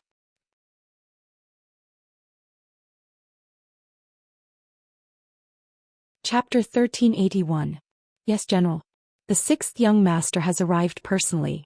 He's bringing close to 100,000 soldiers and logistical personnel towards Al City. Dai Kuo held Qin Bo's hand tightly as he spoke in an equally excited manner. What? The 6th young master has arrived personally? Ah, that's great. Cough, cough, cough. Qin Bo coughed violently because he was too excited. Sir, please take care of your body, Dai Kuo said with concern when he saw Qin Bo's face turning red. It's fine, it's fine. The 6th young master is here. I'll get better soon. Ha, Qin Bo laughed again after he panted for a while. Although his fever had not completely subsided, it was obvious that he was in a better mood. Dai Kuo was relieved when he saw that Qin Bo seemed to be in a good mood. Without this person he would not be a commander. He was grateful to his savior, so he asked for instructions when he spoke. Sir, I brought a radio this time. Do you have anything to say to the 6th young master? Radio? That's great. Report the Far Eastern Army's situation to the 6th young master immediately and ask for further instructions. Qin Bo's expression became more excited. He looked like he wanted to receive Yang Qindong's reply right away. The radio was taken out and the report was sent out immediately after it was connected. Qin Bo narrated in detail about the fall of Arqing and Qin Bo's suspicions about some of the officers in the army. Before his suspicions were resolved, he did not dare to gamble with the army. Therefore, he did not move the army without permission and reported the situation one by one. When the radio was sent out, Yang Qindong, who was far away at the Amuga River, had already dug a pocket. He was just waiting for the Mongolian cavalry to enter. At that moment, Commander Dai Kuo's telegram was sent to him. Yang Qindong calmly read the contents of the telegram. He wasn't angry, nor was he angry. As a lone army, the Far Eastern Army had been subjected to all kinds of tests ever since it was established. Due to geographical reasons, they couldn't get the support of the 5-star Army headquarters. This caused problems to arise during the construction process. The process of taking a new path had always been tortuous. Yang Qindong had long anticipated that there would be various problems. It was just that he had suffered a huge loss this time. Even the city was lost, which was far beyond his expectations. Fortunately, according to the telegram, the other supplies from the first city and Xichen city were stored in another safe place and were not lost. This could be considered a blessing in disguise. As for what Qin Bo said about the problems in the army, Yang Qindong could understand. After all, other than the initial part of the Far Eastern Army's soldiers, the rest were recruited from the local area. Such an army would not have any problems if nothing happened. However, once they encountered adversity, it was hard to say. However, no matter what, Qin Bo's method of dealing with it was still good. He completely hid the army and controlled them. He did not allow any of them to go out. This could ensure that the army would not fall into chaos. Of course, this was not a good plan. At least it was not a long-term plan. Fortunately, Yang Qindong was here. All of this would not be a problem anymore. Come, send a telegram to Qin Bo, tell him that he can release the army. Tell him not to worry about the problems in the army. If there are problems, solve them. If the pustules don't show up, there are always hidden dangers. Now it's time to dig out these tumors. With his hands behind his back, Yang Qindong's aura surged, giving people a feeling of omnipotence. This time, since he came to the Far Eastern region, he naturally had to solve the problem. It would be fine if those disloyal people were honest. However, if they dared to do anything extreme, he did not mind using some heads as a sacrifice. Facing the foreign races, Yang Qindong would never be polite when he raised his butcher's knife. The telegram was quickly sent back. Yang Qindong also returned his thoughts to the present. Just now, the scouts had reported that the 10,000 Mongolian cavalry reinforcements had already left Arqing and were heading towards the Amuga River. They didn't even bring any rations with them. It was obvious that they were here with the intention of plundering. They would appear in front of him in 3 days. Come to die. Yang Chendong walked out of the tent and looked in the direction of Arching. He saw countless 5-star army soldiers digging horse traps. His eyes were filled with anticipation. Akmu personally led the 10,000 Mongolian cavalry and rushed day and night. In less than 3 days they were 30 miles away from the Amuga River. The scouts had already been sent out and there would be news soon.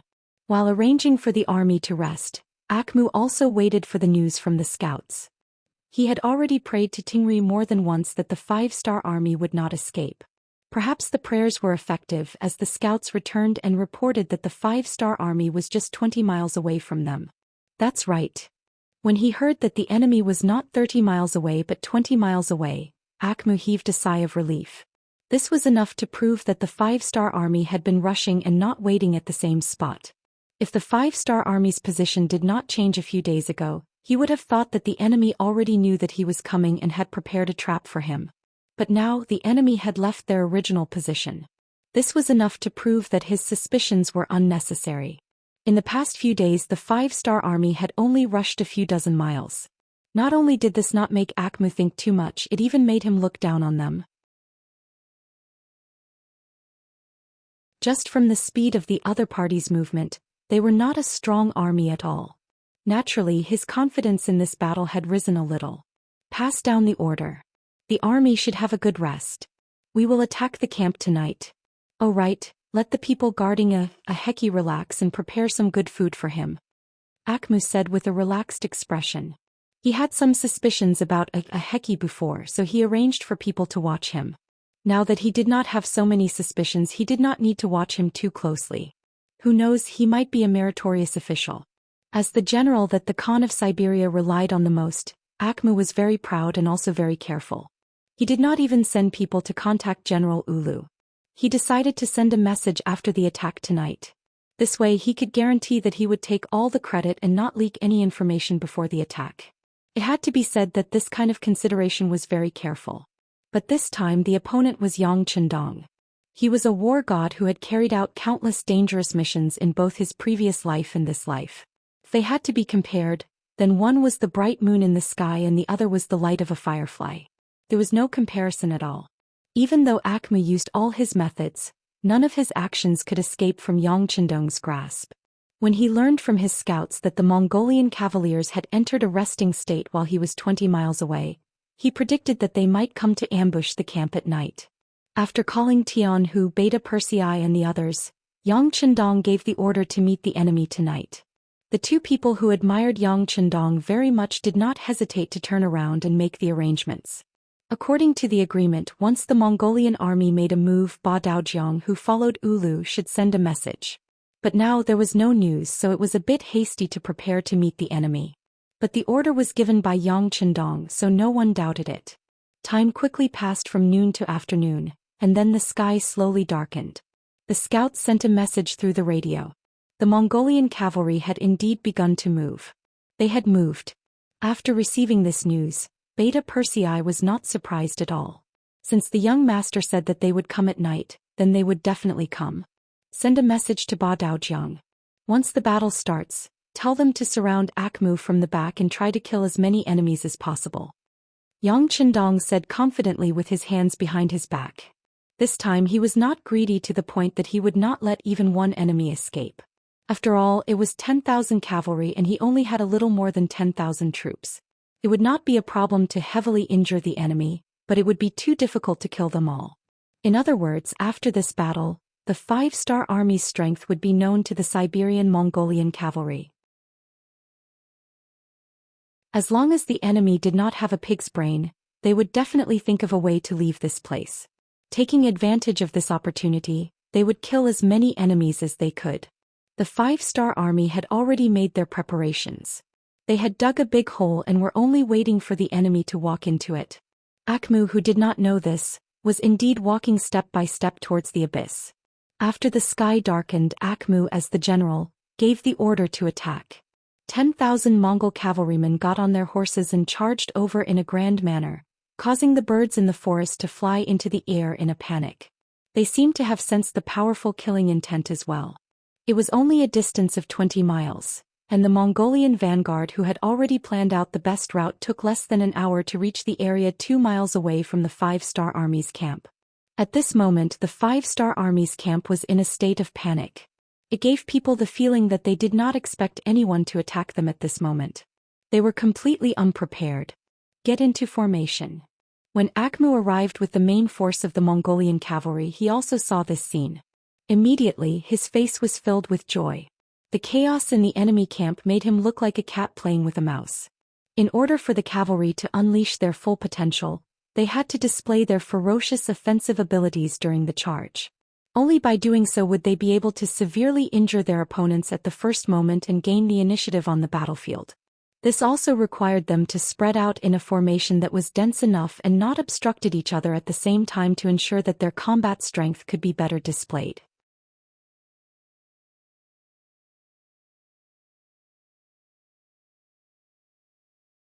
Chapter 1382. Charge. Akhmu, who saw that the formation had spread out, could not wait to give the order to charge. When the Mongol soldiers heard the horn, they shouted and rode their horses over. As the distance got closer and closer, they readied their bows and waited, aiming at the Five-Star Army soldiers wearing military green uniforms one after another. Xiu xiu xiu. Xiu xiu xiu. When the distance between the two sides reached the range of the arrows seemed to have grown eyes and shot towards the soldiers of the Five-Star Army who were running back and forth in the camp without the need for any orders. In a short time, more than 100 Five-Star Army soldiers were killed or injured by the arrows.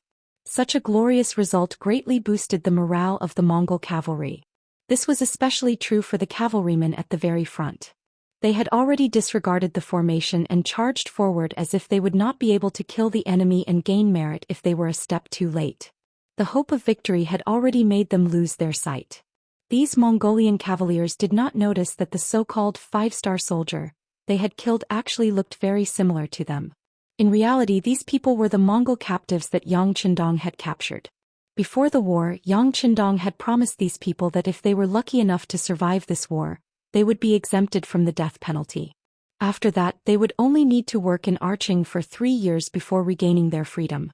With the temptation of death in front of them, these surrendered soldiers had no choice but to fight.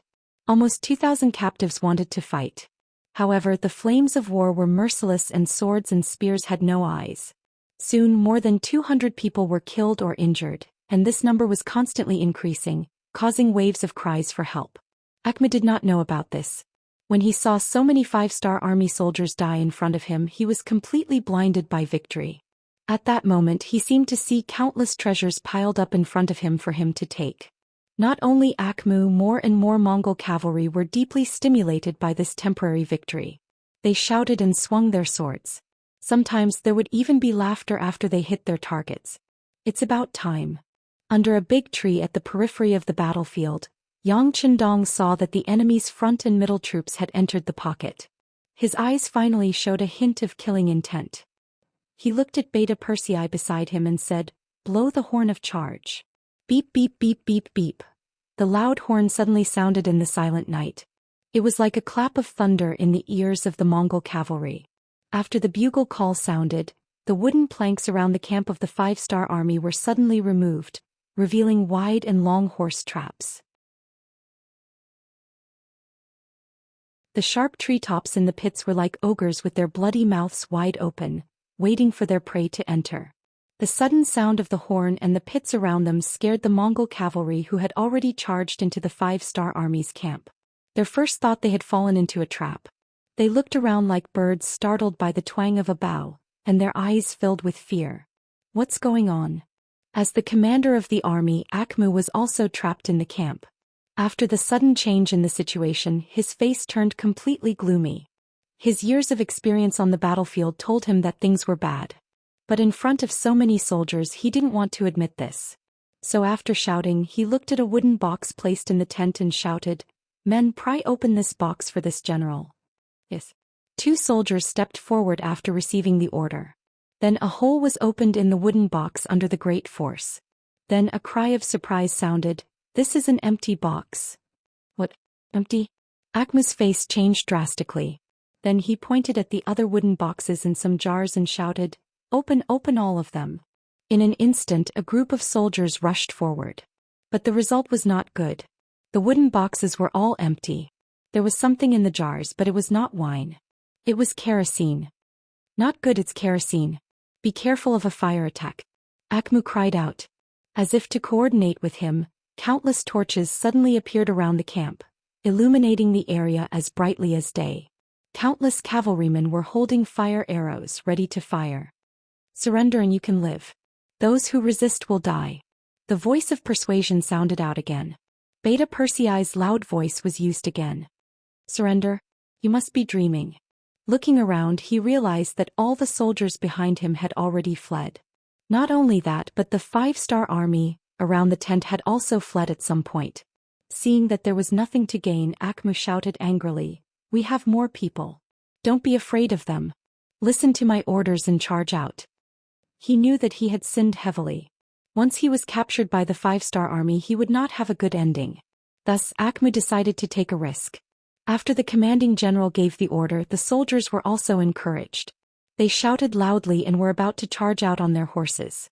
However, before they could charge forward, Yang Er had already given the order to shoot. Following that, tens of thousands of arrows were released in unison, bringing with them countless sparks as they rained down on the camp. The curtains of the tents were flammable to begin with, and with the help of the kerosene very soon, a huge net of fire rose from the places where the fire arrows landed, and it wrapped around the Mongolian cavaliers one after another. When a person was faced with fire, perhaps a person with mental fortitude could remain calm. But war horses could not. When their pupils were filled with flames, they went berserk.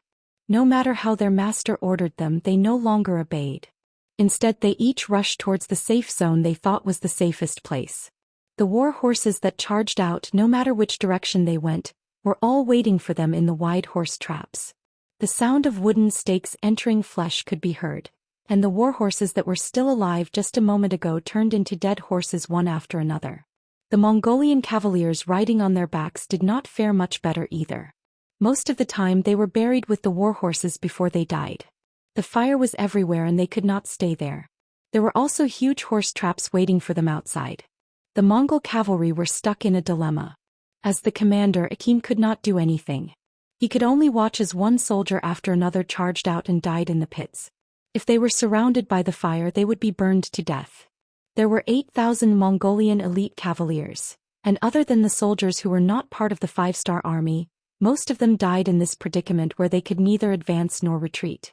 The fire burned for nearly an hour, causing the surroundings to be filled with the smell of roasted meat, which made people want to vomit.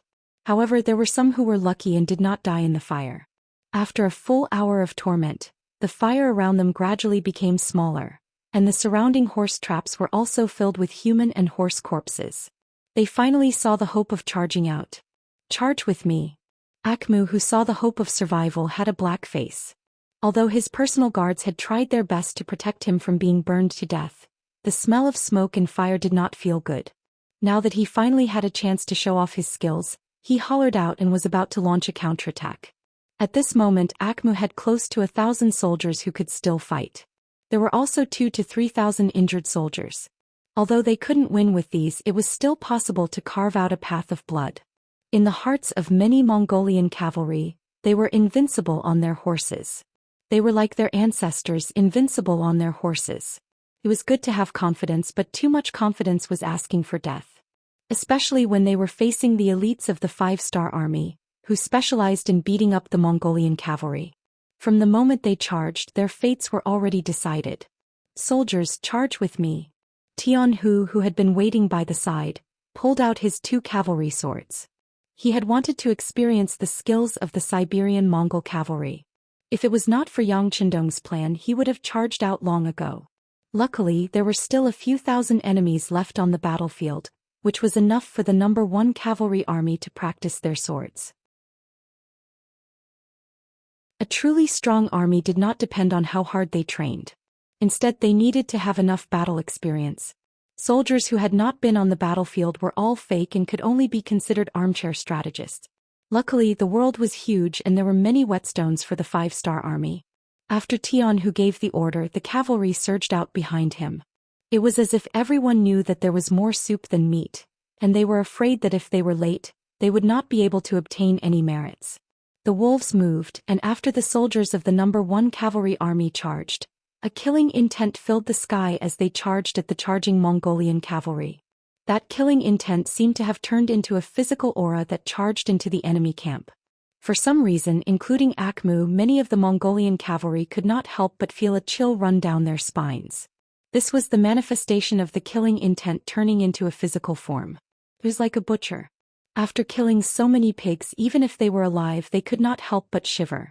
The charge of the Mongolian cavalry did not stop because of this. They were like how they dealt with the small Russian tribes, spreading out and trying to use the wolf pack tactic to split up and win. Although they felt a chill in their bones when they charged, since they chose to charge, they would not stop for no reason. Arrow formation. Tian Hu, who was charging at the front, had no intention of stopping either. This was not the first time they had faced a pack of wolves, so they used the short arrow formation to charge forward as if they were familiar with it. Countless facts had proven that the Mongolian cavalry were not scary. They just needed to maintain their hearts and charge according to what they had learned in their training.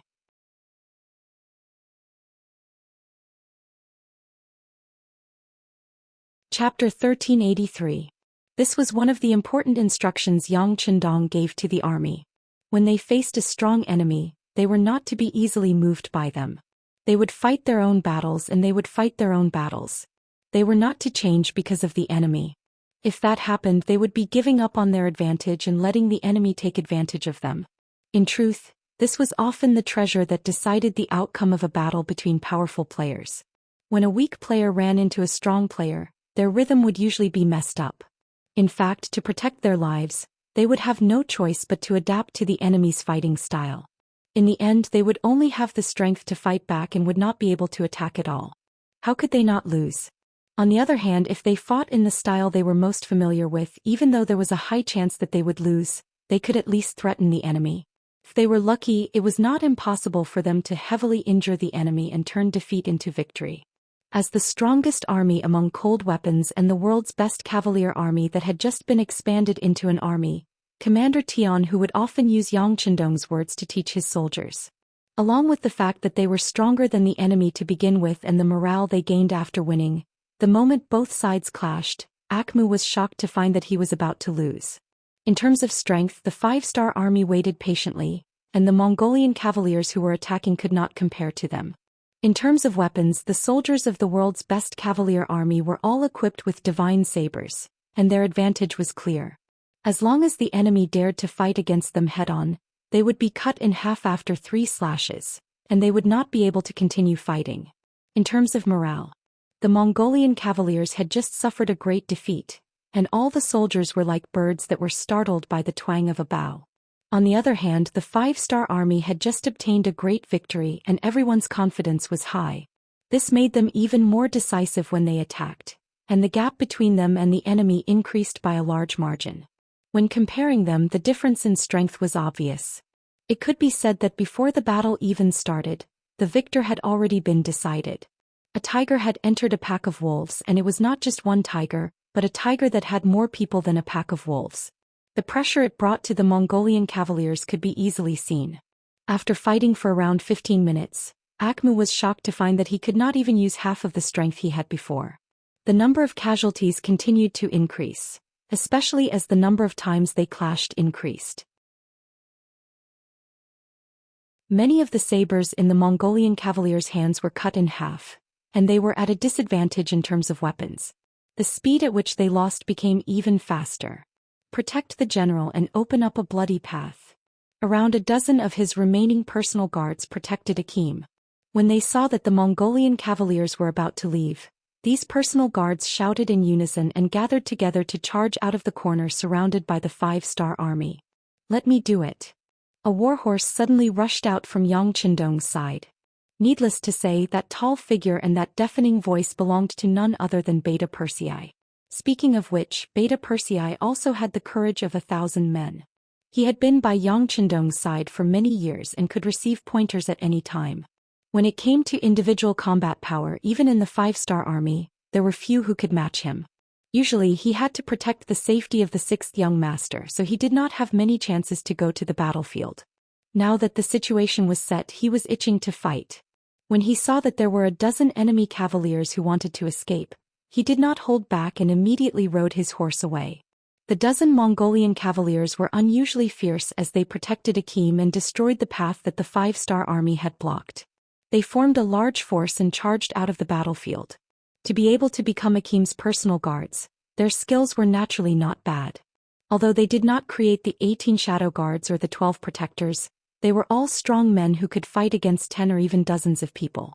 If they gathered their strength together, normal 5-star army soldiers would not be able to block them.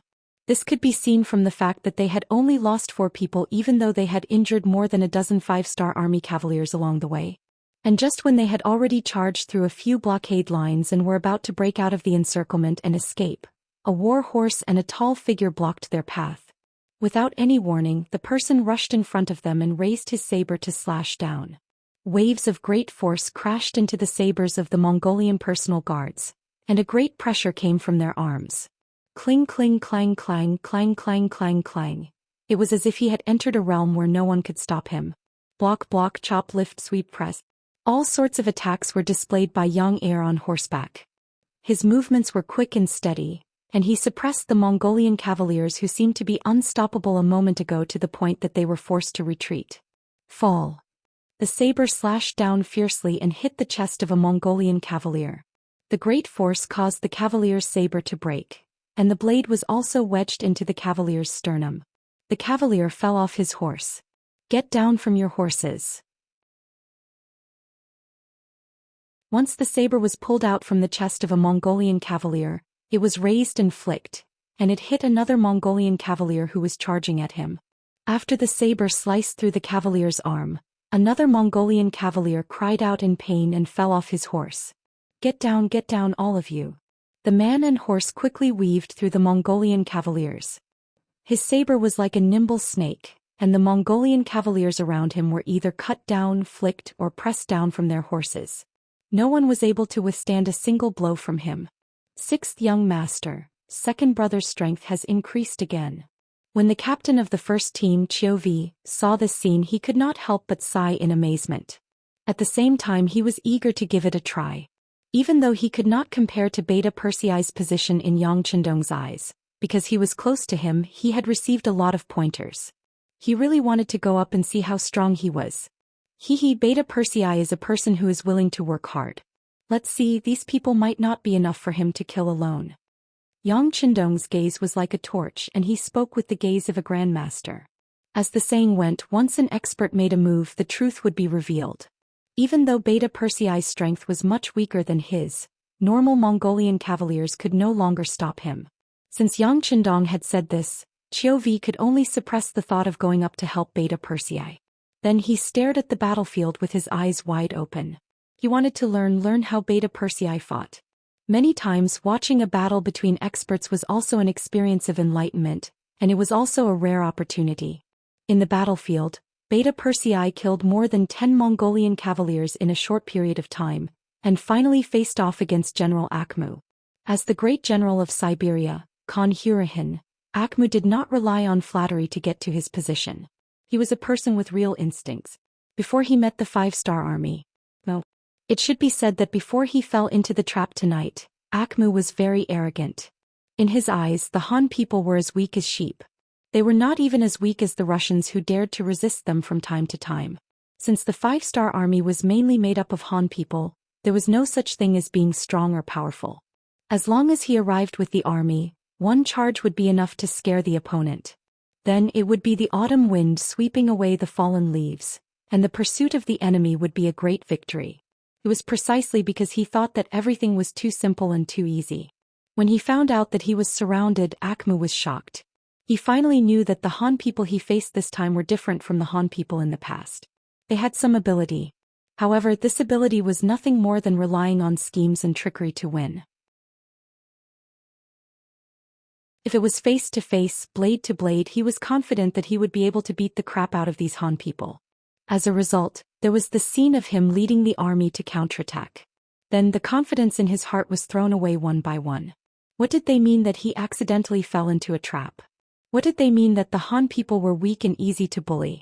Right now, Akmu only wanted to kill all those who had spread the news. If the Han people were easy to bully, then who was the one who beat him up? After failing time and time again, breaking through the bottom line of his heart, Akmu no longer had the heart to fight against the 5-star army. This was because he found that even if there were no schemes or traps, he would not be able to gain any advantage against the 5-star army. The only difference was that the other party would have to pay a higher price. However, the result of the battle could not be changed. He would definitely lose and the Han people would win. If he could escape this time, Akmu would definitely tell Great Khan Hulahan to retreat as far away as possible from the 5-star army. The Han people were simply devils, executioners who killed without batting an eyelid. On the contrary, they were like clowns who did not know the immensity of heaven and earth. They were so ignorant, so arrogant and so reckless. However, it was clearly too late for him to think of all this at this time. At this time, Akmu was already a little scared. If it was possible, if he was not a great general, perhaps he would choose to surrender in order to survive. However, at this time he had no other choice. With the trust and support that Hulahan had given him over the years, even if he had to fight to the death, he would not say a word about surrendering. Yang Er's chest heaved up and down as he went on a killing spree. After all, he had killed and injured more than a dozen people, so his physical strength was somewhat depleted. Even so, when facing Akmu, he was still full of pride and said, "Seeing that you are still a general, I will give you a chance. If you don't want to die, surrender." Different from the cloth armor that the other Mongolian cavalry wore, Akmu wore metal armor. Moreover, it was not the half-metal armor that normal soldiers wore. Instead, it was a full metal armor that protected his body. Just based on this, his identity should not be simple. Beta Persei wanted to capture this person alive. It would be a great achievement. Looking at Beta Persei, Akmu quickly shook his head. "You are very strong, but this general will never surrender. My soul has long returned to Tingri. Even if you kill me now, it will not be long before I will be a hero again." "Tingri my ass," Beta Persei muttered. He had long known from Yang Chendong that the so-called Tingri was like the god that the Han people talked about. It was a kind of belief and a kind of spiritual support. It did not exist at all. Of course, he also knew that many Mongolians respected Tingri. If anyone said anything bad about them, they would immediately become the public enemy. He would not do such a stupid thing.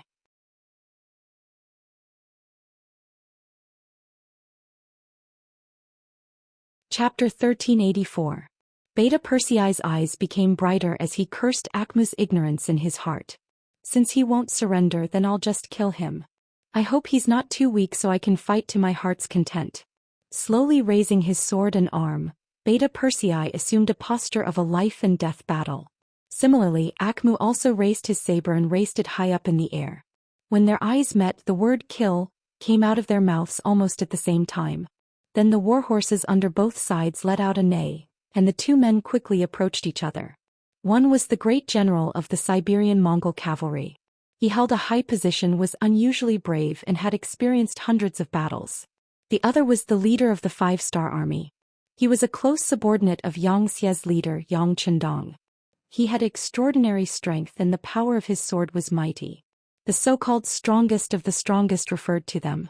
In the process of rushing, when the warhorses crossed, the two sabers quickly collided and separated in an instant. In the first round they were evenly matched, and it looked like they were evenly matched. After galloping for a distance, the two men turned their horses around and stared at each other. After the exchange, the two men didn't seem any different from before. But if one looked carefully, they could still see the differences. For example, Beta Persei's indifferent face, the tension in Akmu's eyes, and his slightly trembling right arm. With the advantage of the weapon, Yang Er, who was holding the heavenly saber, could release all of his strength to the maximum when fighting. He didn't have to worry about the weapon breaking down. In contrast, Akmu couldn't do the same. After seeing the scene of many soldiers' weapons being broken, he was afraid of the 5-star army's sabers. This made him not dare to use all his strength in the fight because he wasn't sure if the saber in his hand was strong enough to break in two. The fear in his heart and the inability to use all his strength weakened his momentum and confidence by at least 30%. In a battle between experts, a small mistake could be fatal. Who would dare to not use their full strength? It could be said that with the advantage of the toughness of the weapon, Beta Persei had already gained the upper hand before the battle even began. The tremendous force behind the blow had already caused Akmu's arm to feel sore and numb, showing signs of defeat. "Ah, you and I had a fair fight. How delightful." Beta Persei laughed heartily as he felt the exhilaration of releasing his power. After a loud shout, he urged his horse forward. "Fair my ass." Akmu cursed in his heart. Due to the disadvantage of his weapon, he didn't dare to use his full strength. Naturally, he couldn't display his full strength. Now that he saw Beta Persei rushing over again, he had no choice but to bite the bullet and charge forward. Ding ding dang dang dang. After another clash, Beta Persei laughed again and launched another charge, forcing Akmu to passively attack again and again. In just a short while, the two sides had clashed for at least 10 rounds. Finally, the saber in Akmu's hand broke into two.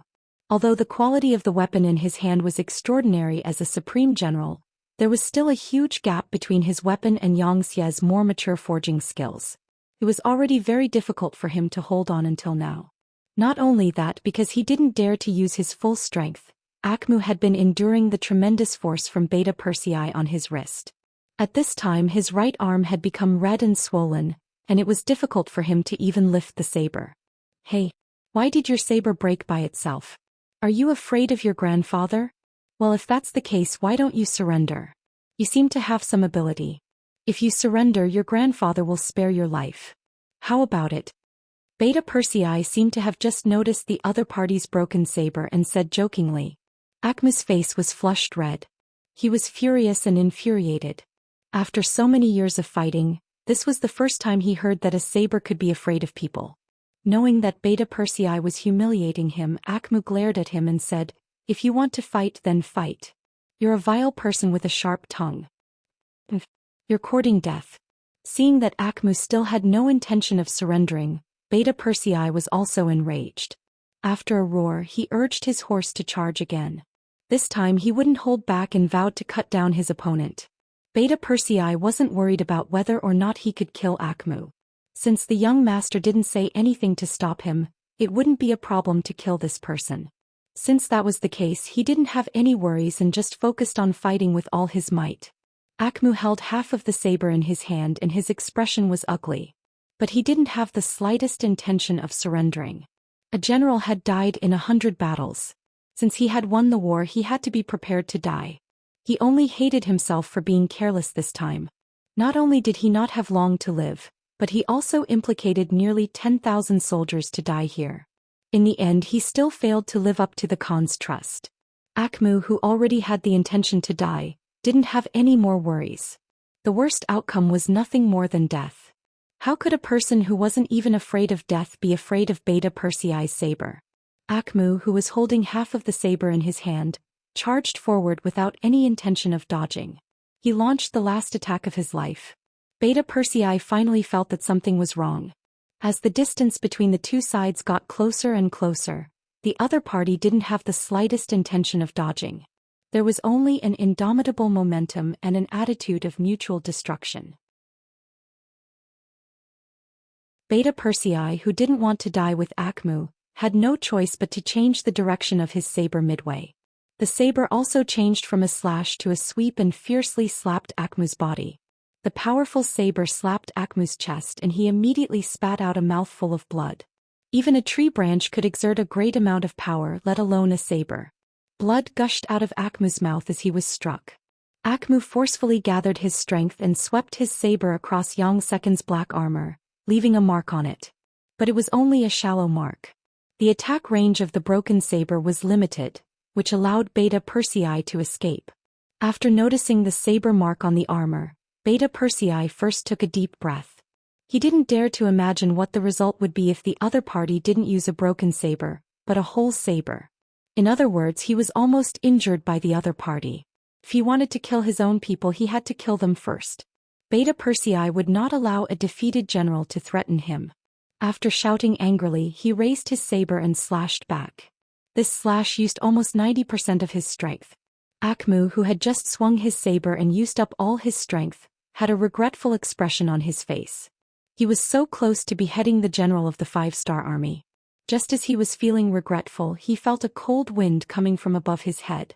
When he raised his head again, a sharp saber was falling towards his head. It was already dark. Although there were torches around, it was still difficult to see. Akmu only saw the shadow of a saber flash above his head, and then an indescribable pain attacked his whole body. After struggling for a while, Akmu's chest suddenly split open and blood gushed out. Then he lowered his head and saw that his body had been split in half. Akmu's nose twitched as he could no longer breathe in oxygen. His body trembled a few times before he fell off the horse and onto the ground, forever losing his consciousness and senses. Beta Persei, who had killed Akmu, let out a long sigh. Reality told him that if he underestimated any opponent, he would have to pay a heavy price. If it wasn't for the fact that the other party was holding a broken blade, the one who would be lying on the ground right now would be him. With Akmu killed, the other Mongol soldiers who were lucky enough to survive were either killed or surrendered. Before the sun rose, the battle had already ended. Of the 8,000 Mongol cavalry that charged into the ambush, not a single one managed to escape. The battle on the main battlefield had already ended. Outside the Amuga River, the battle was still ongoing. When the 2,000 Mongol cavalry saw that the main force of the army had fallen into the 5-star army's trap, they turned around and fled. The previous scene had already told them that tonight's ambush had failed. It was not difficult for the 8,000 Mongol cavalry to not be able to escape. Since they had already lost, it was impossible for them to turn the situation around with just 2,000 people. Rather than continuing to die, they might as well escape and report this matter to the Khan. The 2,000 Mongol cavalry retreated. However, before they could run 5 miles, Nanliti brought a Huchi who had come to report and a group of cavalry to welcome them. While they were still far away, Nanliti's voice rang out first. "Are the people in front our brothers? We are here to support you." Before the battle had even started, a Huchi had been released by Akmu so that he could find Nanliti and ask him to send troops together. He had purposely notified them a little later so that Akmu would not steal the credit from him. However, what he did not expect was that what awaited him was not credit but death. Of course, even if Akmu had notified Nanliti in advance, he would have found all sorts of reasons to delay. The one in control of the army was not him, but Ba Daojiang and the 1st Division Commander Teimu.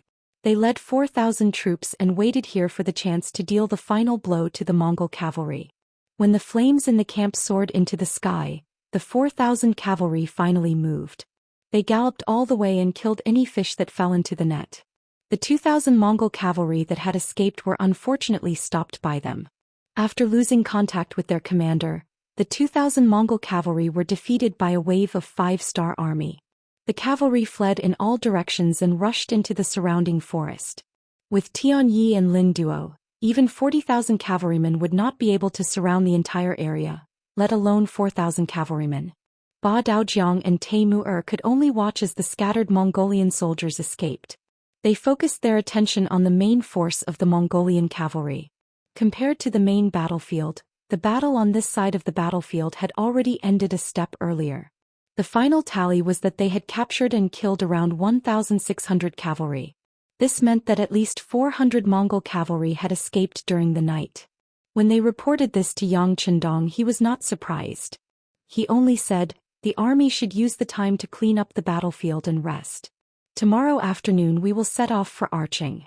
Since they had already revealed their tracks and displayed their strength, in order to prevent Hurahin from escaping with the army, they had to speed up their march. Even so, Yang Chendong did not have the confidence to kill all the enemies. This was caused by the environment. The Far East region was filled with forests, lakes, and mountains. If someone wanted to hide in such an area, finding them would be as difficult as finding a needle in a haystack.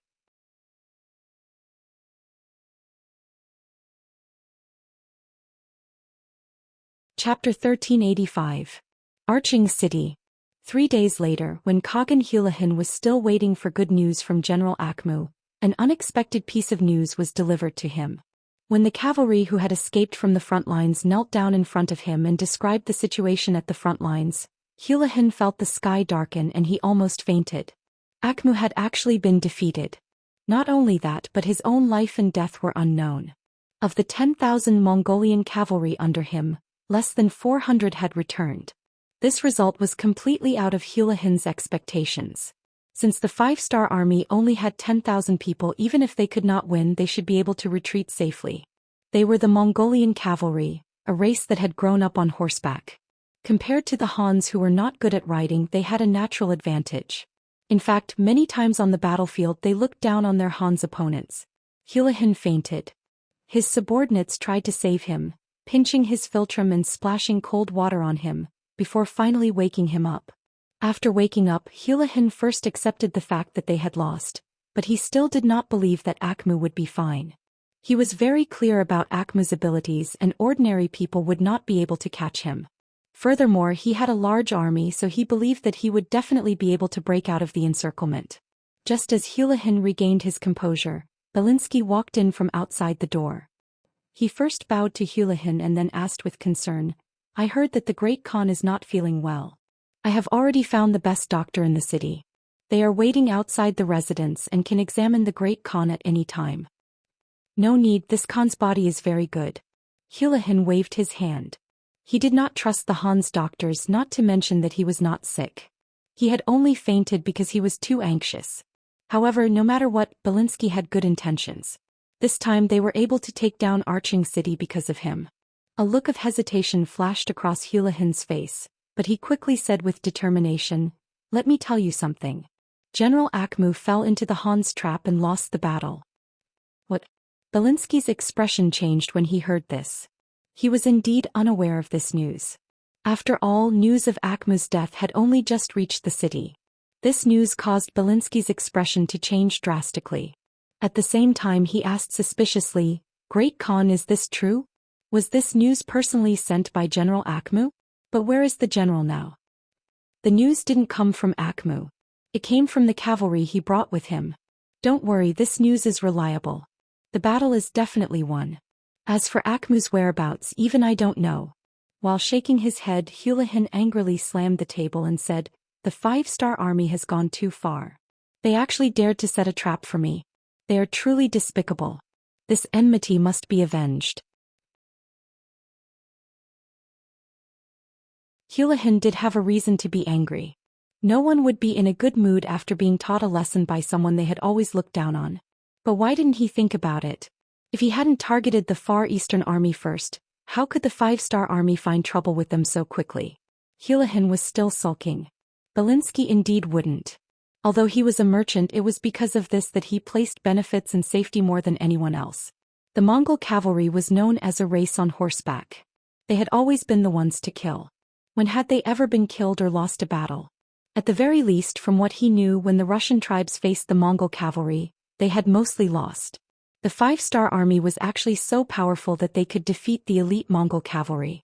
Didn't that mean they were even more powerful? He had actually offended such a powerful person. Didn't that mean he was no longer safe? "No, I have to leave.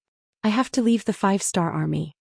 In this chaotic world, Belinsky, who had always viewed his life as the most important, quickly made a decision. In order to leave this place safely, he had to ask Hulahin to bring him along. Otherwise, whether it was in the Far East or in the Siberian region, he would not have a foothold in the future.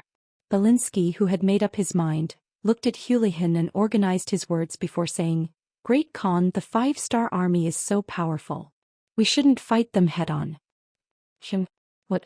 Do you really think this Khan is afraid of them? This time they only defeated Akhmu because they schemed. Even if they can win, they must have suffered heavy losses. Now this Khan still has more than 15,000 elite cavalry. This Khan is still confident that we can defeat them. Hulahin wouldn't admit defeat so easily. Although his bloodline wasn't pure and he couldn't be considered a member of the Golden family, he was still a descendant of Genghis Khan. He was still very proud in his bones. Seeing that Hulahin was still so stubborn, Belinsky scolded him for being stupid in his heart. On the surface, he had to put on a serious expression and said, "The Great Khan's might is naturally not something that the Han people can match. However, the problem now is that not only do we have the 5-star army as our enemy, we also have the Far Eastern army behind us. Previously we were unprepared and caught them off guard, so they had no choice but to hide. However, now that their reinforcements are here, they will definitely jump out and become enemies with the Great Khan. When that time comes, the Great Khan won't have any advantage in terms of military strength.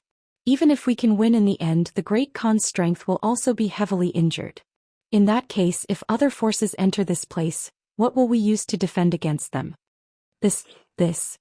Houlihan wanted to say that as long as he was here, they wouldn't be defeated by the 5-star army. However, after considering that if they really won in a Pyrrhic victory, once their strength was severely damaged, it was inevitable that there would be despicable people who would target them. There were no laws here, nor was there any so-called justice. Everything was based on the law of the jungle where the strong preyed on the weak. If they didn't have enough strength, then they deserved to be bullied. Houlihan wouldn't watch his strength be damaged and be looked down upon by others. If that was the case, what was the use of occupying Arching? Thinking of this, his thoughts of fighting to the death with the 5-star army couldn't help but waver. Seeing that Houlihan didn't say anything, Belinsky knew that his suggestion was effective. He immediately followed up, "Great Khan, the Han people have a saying, where there is life there is hope. As long as the Great Khan is still here, this one is still here. If you and I work together, I will provide the money and you will provide the manpower.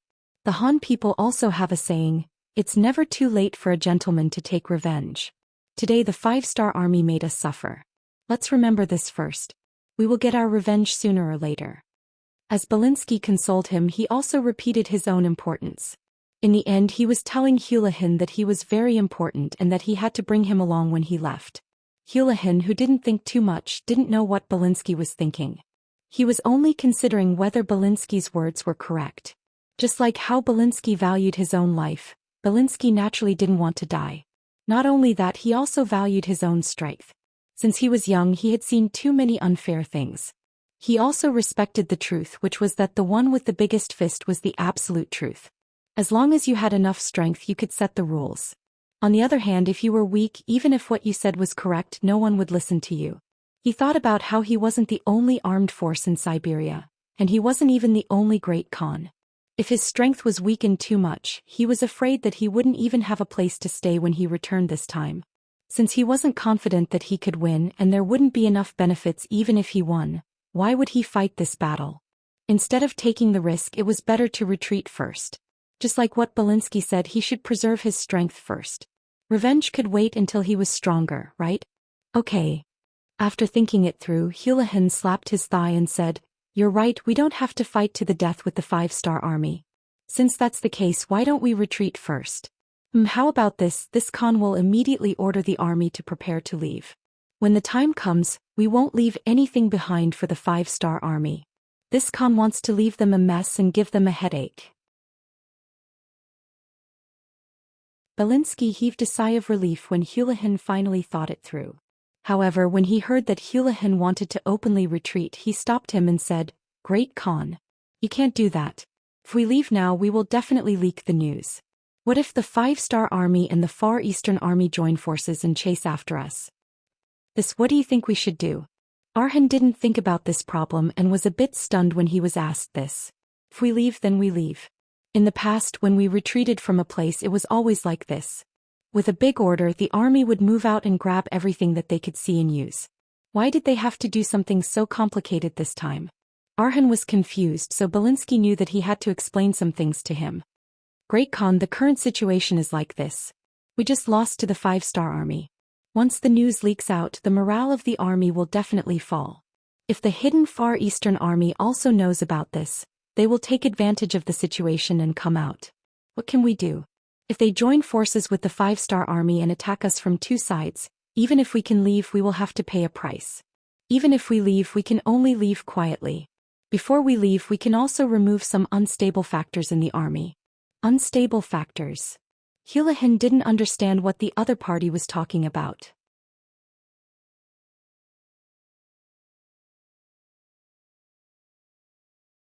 Chapter 1386. Belinsky sighed in his heart. This Houlihan might be good at fighting and killing, but when it came to scheming and plotting, he was a far cry from that. It was probably because there was no one else in the Mongolian army that he was able to get the position. "Great Khan, Tang Xing is a surrendered general, but he has not truly joined us. Before, it was only because we captured his tribesmen and forced him to join us. Now that he's with his clansmen, no one knows if he'll really listen to us. People like him are unstable elements in the army. Since that's the case, why don't we leave him here and let him lead the troops to deal with the Far Eastern army? Isn't that killing two birds with one stone? After he leaves, our army will leave the city. At that time it will be the Han people's problem. If they want to kill each other, we can just kill them. There will be no losses for us. What do you think, Great Khan? After finally speaking his thoughts, Belinsky looked into Hulahan's eyes with anticipation. That makes sense. Hulahan took a while to digest these words, then nodded his head heavily. He was a selfish person and would not easily trust others. In his eyes, the remaining 15,000 Mongol cavalry were the most loyal. Even Belinsky could be abandoned at any time, let alone Tang Xing. If it was not for the fact that Tang Xing still held the authority of the 2nd Cavalry Division, he would not even look at him. Now that he could leave safely by abandoning Tang Xing, it was definitely worth it. He nodded and said, "That's fine. I'll leave this matter to you. The sooner the better." Yes. Belinsky nodded heavily. Although he was not willing to do such a thing, if he left it to Hulahan, it could easily cause problems. For his own safety and the safety of his assets, he had to do it personally. After leaving the Great Khan's residence, Belinsky went straight to Tang Xing's residence. Ever since his clansmen had been found and sent to All City, Tang Xing had arranged for them to stay in his courtyard. Along with some of his personal guards, although the courtyard was not big, there were quite a few people. There were close to 500 people. When Belinsky arrived, he felt that it was very lively. When Belinsky arrived, Tang Xing, who had received the news, immediately came to welcome him. The two of them went to the study and asked everyone to leave. When Tang Xing saw Belinsky's cautious expression, he had a bad feeling. Until the other party spoke, he knew that his premonition was not wrong. "General Tang, a great disaster is about to befall you," Belinsky said with a long sigh, as if he was very concerned about Tang Xing. "Why?"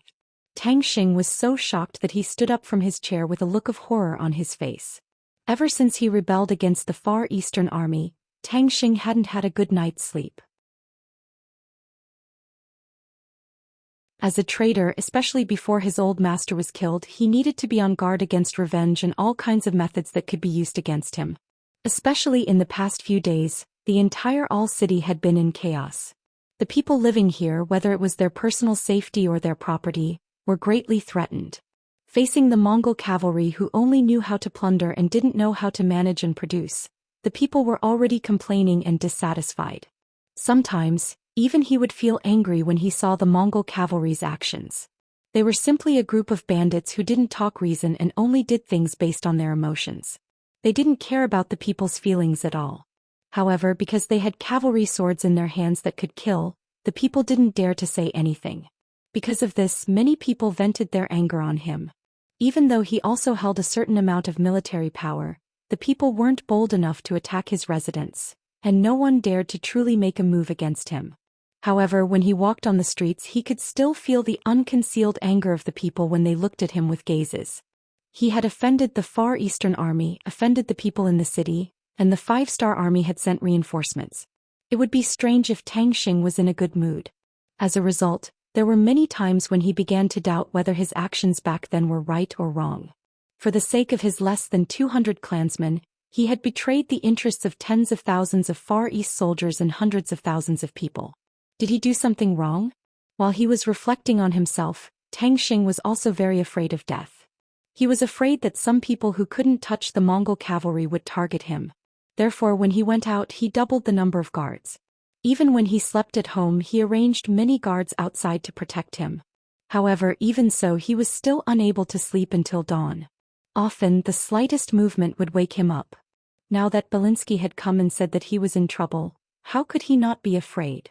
"Mr. Tang, what's going on? Back then, I listened to you and rebelled against the Far Eastern army. Now you can't leave me alone." Tang Xing suddenly grabbed Belinsky's arm and said with a pleading expression, "Don't be agitated, don't be agitated." Belinsky was in a good mood. Originally, he thought that it would take some effort to scare Tang Xing. But now, it seemed that he was simply a bird that was startled by the twang of a bow, so the following things would be much easier. After patting Tang Xing's arm and making a comforting gesture, Belinsky frowned. After thinking for a while, he said to Tang Xing, who was listening seriously, General Tang, I'm sure you can tell that the Khan is a suspicious person. He doesn't really trust you, right? Yes. Tang Xing nodded. Half of his blood was Han Chinese.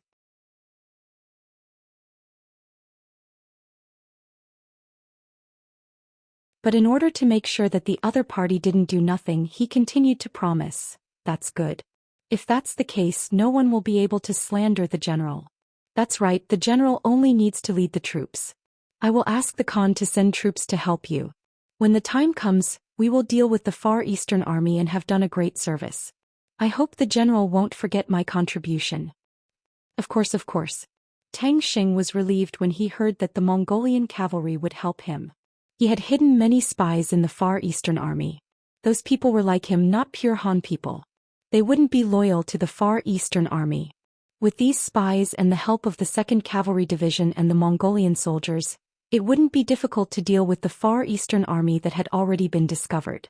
Tang Xing agreed and personally sent Belinsky out of the residence with a look of gratitude. At the same time, he promised that he would gather the troops now and leave the city tomorrow morning to find the Far Eastern Army. Good news would come soon. Tang Xing didn't know that he had been completely used by Belinsky and abandoned by Hulahan. He had become an abandoned pawn and had to cover for the Mongolian army's departure. It could be said that he had made the best use of everything. You're tuning in to the Zhou Xian's Legacy YouTube channel. Don't forget to subscribe and join us on this journey to catch the most captivating stories.